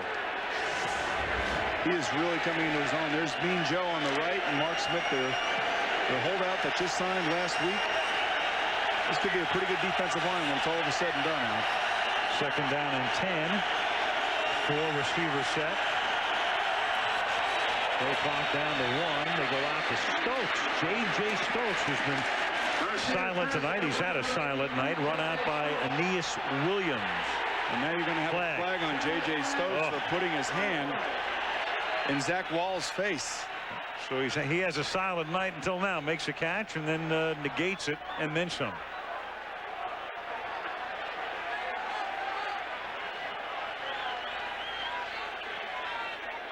Maybe.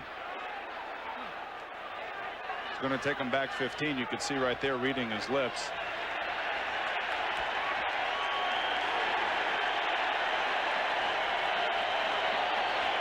At the conclusion of the play, as players were walking back towards the huddle, personal foul, unnecessary roughness, number 83 put his hands into the face mask of his opponent. The down counts, third down, 15-yard penalty. Keep your cool. I don't know what Zach is saying right here, but it must not be nice. I wonder if they know each other. He probably told him, how come you ran out of bounds? That's what he probably told him. Probably saying Dartmouth, big deal.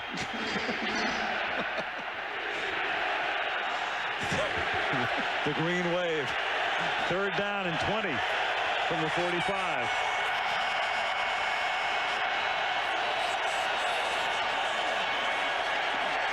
Garcia, play is stopped. There's no play. There's no play. The crowd is so loud, though, the players couldn't hear the whistle. Derek Deese came out of his stance, the right tackle. There he is.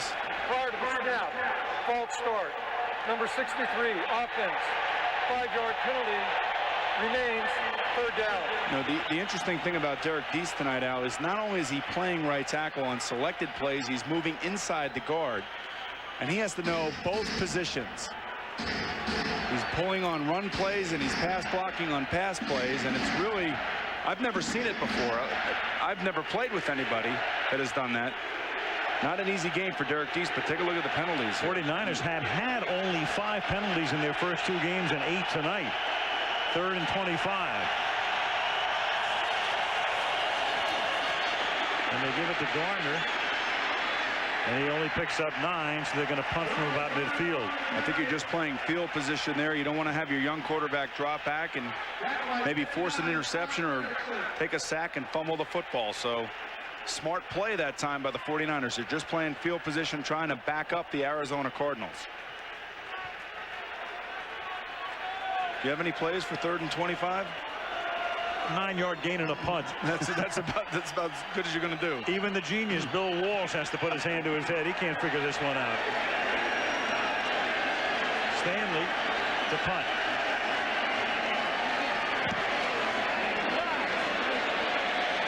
High floating spiral. It bounces at the 2, takes a San Francisco hop, and is downed at the 2-yard line. Reggie Gibbons, little side spin on it by the rookie.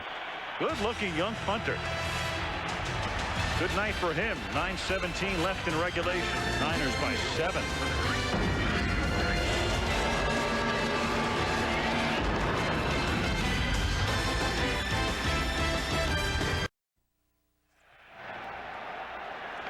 The Arizona Cardinals down by 7. They were down by 17 at the half. Start this drive from their 3-yard line.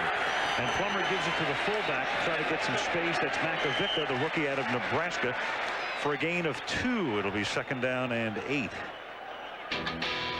A reminder, a new show about the second coming of age. It's called Wasteland.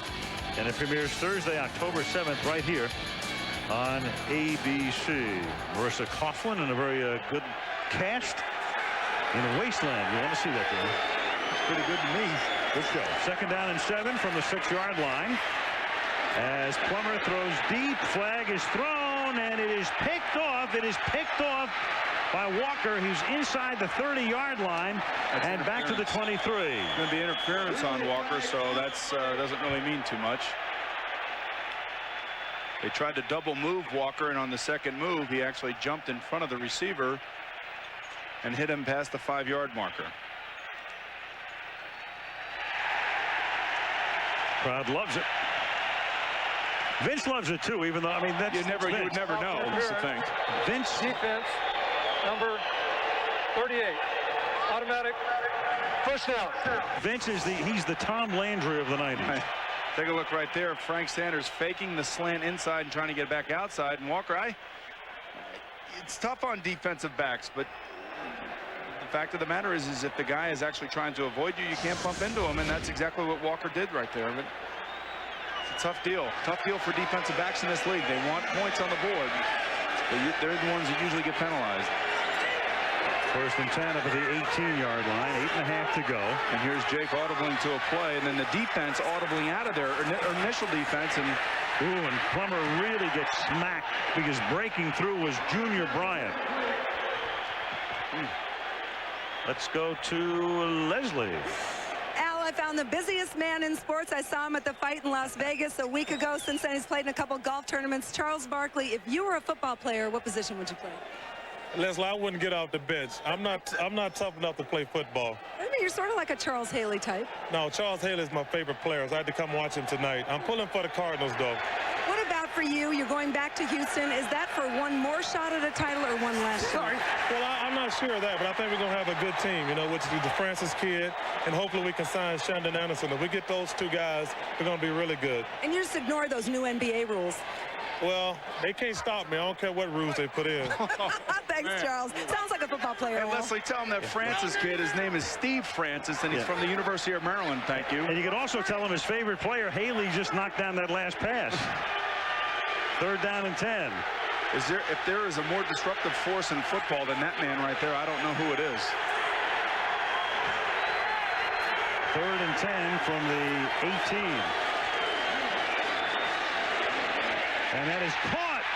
Big first down. Sanders. And Sanders out to the 34-yard line. Schulter's losing his hat. Since Rob Moore has gone out of the game, Frank Sanders' role becomes that much more increased. It seems like Jake is looking for him on every big play.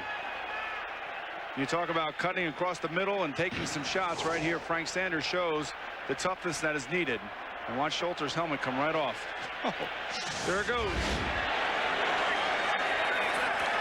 1st and 10 from the 34. Morrell slips as he makes his cut. No gain. You know, if there were one thing about Adrian Morrell that people question is, why do you always want to cut back against the grain? That time I thought that he could have stayed on the play side and made some yards outside, but he's always looking for the big play, and a guy of his ability and his speed is always looking to make that cutback. 2nd and 11 from the 34.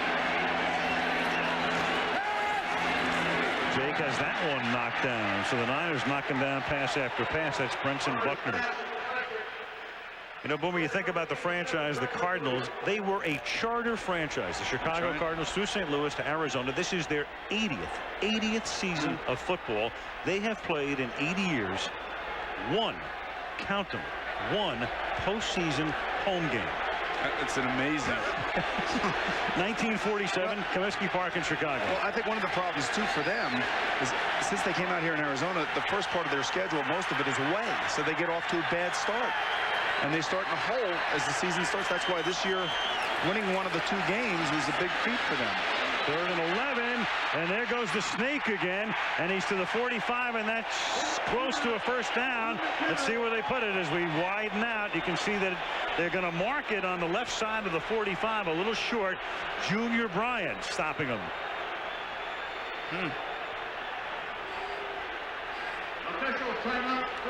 You wonder why his teammates are inspired by his play. It's because of plays like this, Al, where he's not afraid to take the hit and put his head down and try to make the first down. Watch Jake right here. Step up into the pocket, let the rushers run past him, put the ball away, and watch him dive for the first down. And it's looked like a good mark to me. Good spot, and it's going to come up a little bit short. By that much. All right. Now, I think you have to punt here. But he's not going to punt. I would punt at 7 minutes to go. You're playing against a backup quarterback. Your defense is playing well. They're going to go for it. It's so tempting. Or at least line up to go for it. Right. We don't know if he's going to actually snap the football. But at least try to draw him offside. Kind of interesting because Vince usually plays it by the book. I played with him. Played for him for a year in '96. And normally would play by the book. It doesn't really get caught up in the emotion of the game. He thinks it very clearly, and maybe he figures since there's a full moon, things can happen for him. There's a harvest moon out there. 4th and inches, at least lining up to go for it. And he will. And he lunges. And let's see where they spot it. Winfred Tubbs trying to knock him back. He's got it. They're saying he's over the line. First down. You can see where the spot over the line. Springer later legs is what you need on that play. This is interesting. They tried a quarterback sneak down on the goal line. That didn't work. He just made it. Barely. Barely.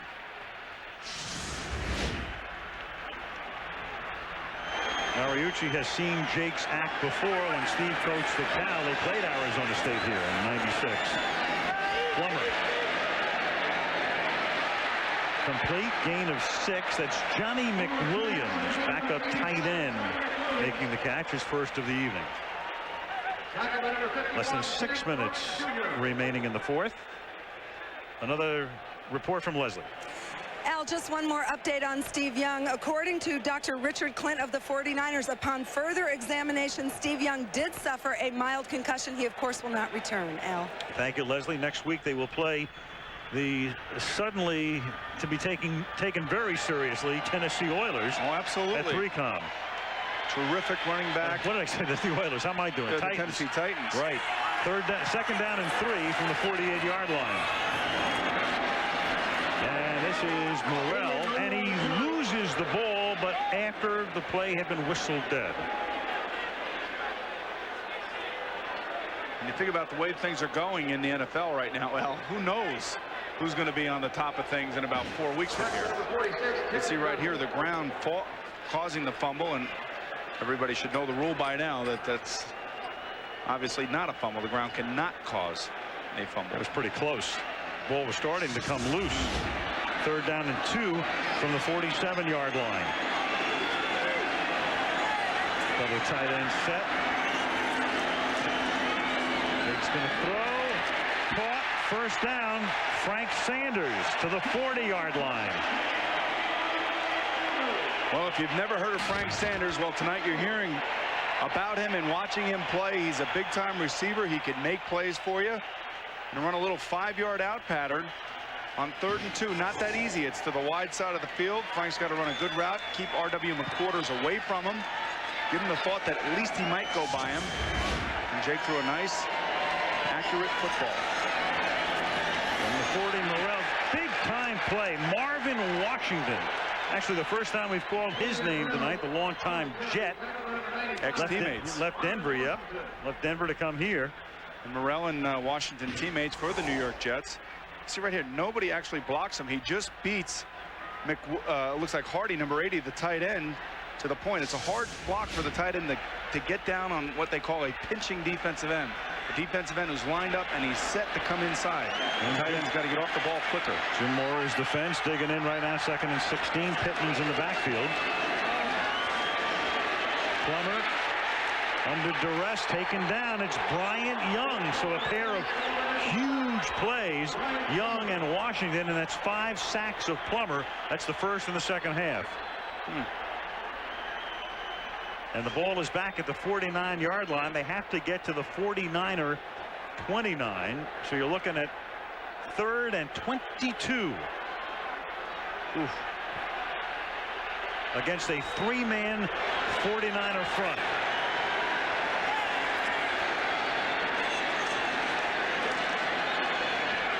Jake over the middle, underneath, open for the moment is Pittman, but well shy of the first down. Stopped at the 40.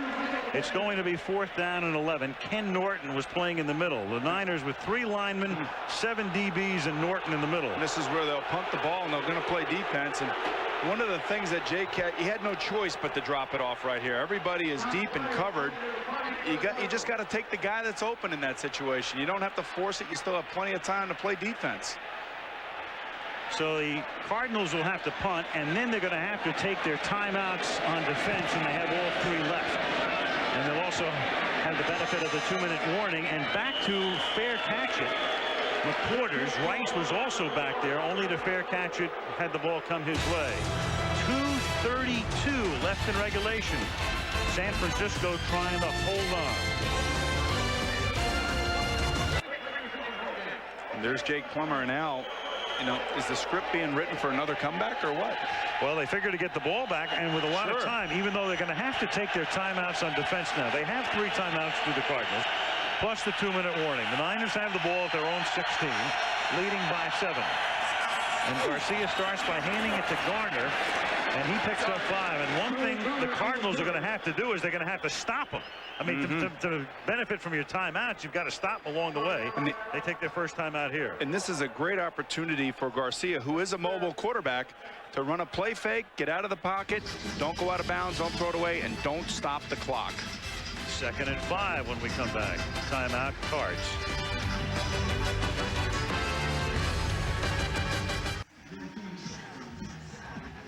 Don't forget, next weekend on Sunday night, ESPN's game is Oakland against Seattle from the Kingdome, and we go to Miami next Monday night. The Buffalo Bills and the Miami Dolphins. Good matchup, AFC East. Flutie and Marino next Monday night at 9 Eastern, 6 Pacific. After the timeout at 2nd and 5, 49ers from the 21-yard line. This is Garner, and Garner fights his way to the 25. That's close to a first down. Otis makes the tackle, and this puts the Cardinals in a very precarious situation because they have to take a timeout, and now they have 1 remaining plus the 2-minute warning. But if the Niners can pick up a first down here, it will be gigantic. And it's going to be 3rd and 1. Monday Night Football being brought to you by Miller Lite. Taste a true Pilsner. The irresistible taste that makes you say, did somebody say McDonald's? Monster.com. There's a better job out there. And Ameritrade, believe in yourself. And the Niners clearly believing in themselves. Everybody trying to write them off year after year, especially with the front office turmoil and Eddie DeBartolo's suspension and who's going to own the team, and Walsh coming back, and policy in Cleveland, and Dwight Clark in Cleveland. I mean, the list goes on and on and on. Yeah, and all through it, they just win. Yeah, and it's a remarkable tale when you really break it down and you look at all the different distractions. But right here, a huge play right now for Jeff Garcia and the 49er offense. 3rd down and 1. It's Phillips, the tailback. They give it to Lawrence, and the 49ers, whose big question mark before the season began was what about the running game, have made that running game almost ensure this victory.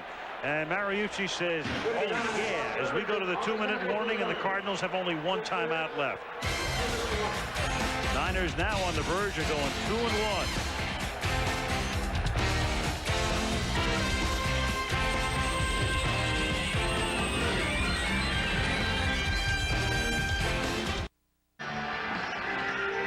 Well, if the Cardinals can stop the 49ers without a first down, they're going to get the ball back with just a few seconds left in the game. They can only stop it once.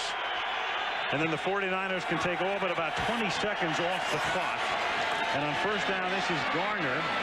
It's like a rugby scrum. Final timeout. So now it's $1:53 officially. And you let the play clock run down after you run the next play all the way. And then you're forced to punt on fourth down, and you leave the Cardinals with less than a half minute. You just tell your running backs right now, put your arms around the ball, no fumbles. October 5th, that's the season premiere of Sports Night. The Emmy Award-winning, any winning Sports Night makes its season premiere on Tuesday, October the 5th, a week from tomorrow. Norton and Woodall, that 49er defense. And they hung in there. I mean, give the defense a lot of credit the second half. The offense of the 49ers really haven't done too much. Well, they had enough of a running game tonight. They rushed for 144 yards. Definitely, and passed for 112. Not what you're used to seeing when you watch the 49ers, but with the loss of Steve Young, the play callers have to become conservative. I'm not a big fan of that. I think that if you have a backup quarterback, he has to go out there and perform under pressure. And certainly Garcia is used to pressure, playing in Grey Cup championship games up in Canada, which is professional football, as well as AFL. They let him go a little bit. But now it's time for the running backs to hold on to the football, do not fumble, do not struggle for extra yardage. Cardinals carried 21 times for 75 yards. They give it to Phillips, and this will officially cement it. And Lawrence Phillips was signed for just that reason. You can be a bad, bad boy, and he has been a bad, bad boy off the field. The talent like that, that's why a guy gets a contract. You get second, third chances, and when you're a defense and you're playing so close to the line of scrimmage, the safeties are out of position. If they can open a big hole at the line of scrimmage, running backs with that type of speed can break it and go the distance. 68 yards, longest of his checkered career. Watch 42. Kwame Lassiter gets picked off by the referee.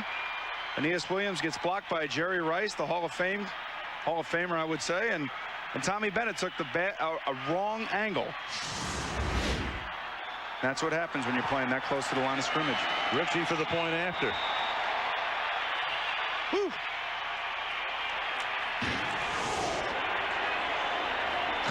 I tell you, if you're a running back like this and you get through a hole and there's nobody standing there, that's a running back's dream right there, Al. There's nobody hitting you. Puts them over 100 yards for the night. 49ers, the Roman Empire of the NFL, as we said at the top. And they're still standing. Well, we've come to praise them, not to bury them. That's exactly right. They've done it again.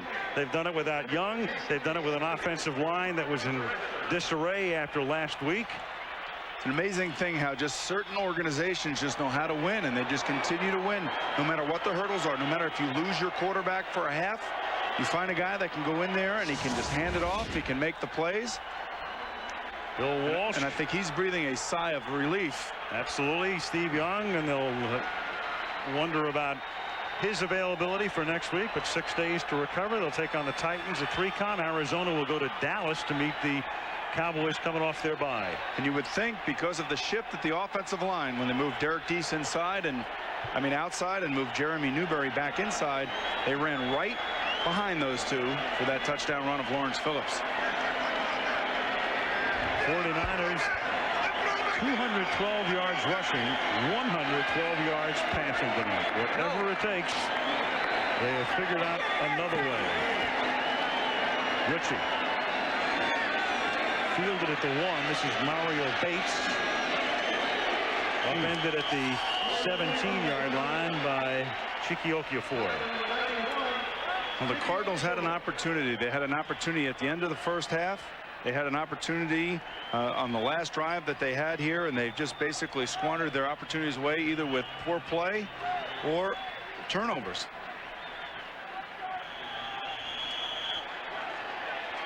Cardinals at their own 17-yard line.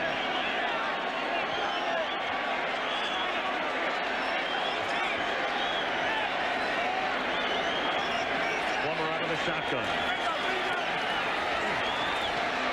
Fires. intercepted by Tim McDonald, who comes back to his old stomping grounds and stomps his way down to the 22-yard line. And Plummer planted and embodying the state of the Arizona Cardinals, at least at the moment. See right there, he has 9 interceptions this year, but this is a tough situation for him. He's trying to move the team towards the end of the game. Last week he threw a Hail Mary interception. It really don't mean too much to me, but the fact is it's the school of hard knocks, Al, and you learn as you go, and he's been thrown into the fire. Like it or not, if Bill Walsh would have taken him for the San Francisco 49ers, he would have sat, he would have watched Steve Young for the next couple of years, and he wouldn't have had the opportunities that he has right now. Steve Young may play until he's 70. And this guy's got brighter days ahead. There's no question about that. He's basically resurrected this franchise all by himself, regardless of the interceptions. And there's a guy who's held the franchise in his 2 hands like a big barbell. He's going over here saying thanks to the offensive line. They deserve a lot of credit for opening the holes. And there's Steve Mariucci saying, thank goodness you're out here. I love you, man.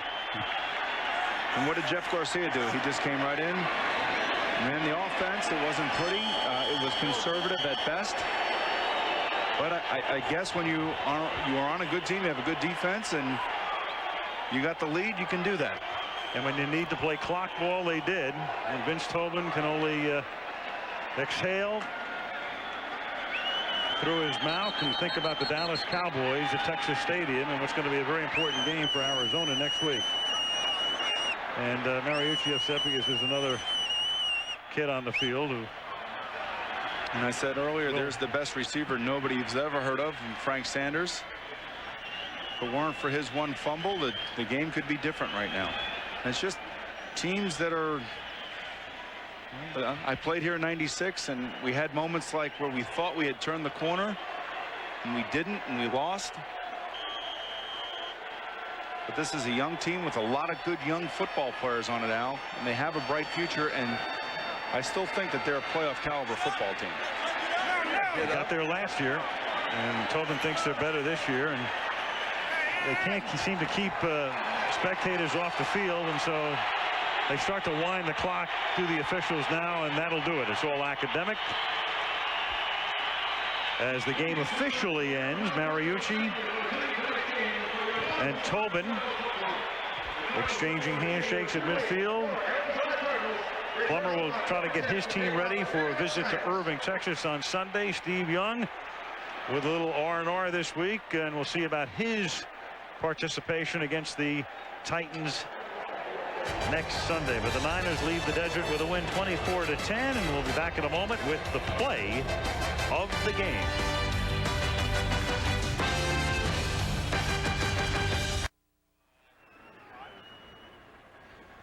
'49ers beat the Cardinals 24-10. Now here is the CNET.com play of the game. Charlie Garner with a score 7-0 late in the first quarter off of an Arizona turnover. And this pretty much embodied what the 49ers did tonight. Somehow, some way, he finds a way into the end zone, dragging the Cardinal defenders with him, and somehow, some way, losing Steve Young at the end of the first half, the 49ers win the game by a score of 24-10. The first touchdown tonight was scored by Jerry Rice. He's with Lesley. Al, when you said the 49ers were the Roman Empire, this must be their Julius Caesar. Yes, you did score the first touchdown. But talk about what a war it was without Steve Young, without Garrison Hurst, an offensive line reconstructed.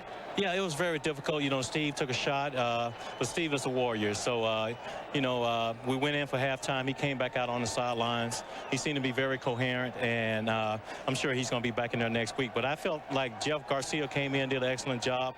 Also, defensive-wise, they really slowed the Cardinals down and gave us opportunity to burn some of the time off the clock and win a football game. Yeah, big game from Charles Haley and the rest of the defense. Did you say that you got the impression from Steve? I saw you talking to him on the sideline that he would return against Tennessee. Yeah, you know, he wanted to come back tonight, but we had to hold him out. And like I said, he's a competitor and he's a fighter. He's going to come back next week and he's going to play well. Well, great effort worthy of the 49ers. Back to you, Al. Thank you, Lesley. San Francisco flying home now after the game. happy trip for them as they go to the desert and win by a score of 24-10. We move our act to Miami next Monday night. It's the Buffalo Bills against the Miami Dolphins at 9 Eastern and 6 Pacific. And until then, Al Michaels for Boomer Esiason and Lesley Visser saying good night from Tempe, Arizona. ABC Sports is online at ESPN.com. Now stay tuned to ABC for your late local news or other programming. This has been a presentation of ABC Sports, continuing the tradition of excellence.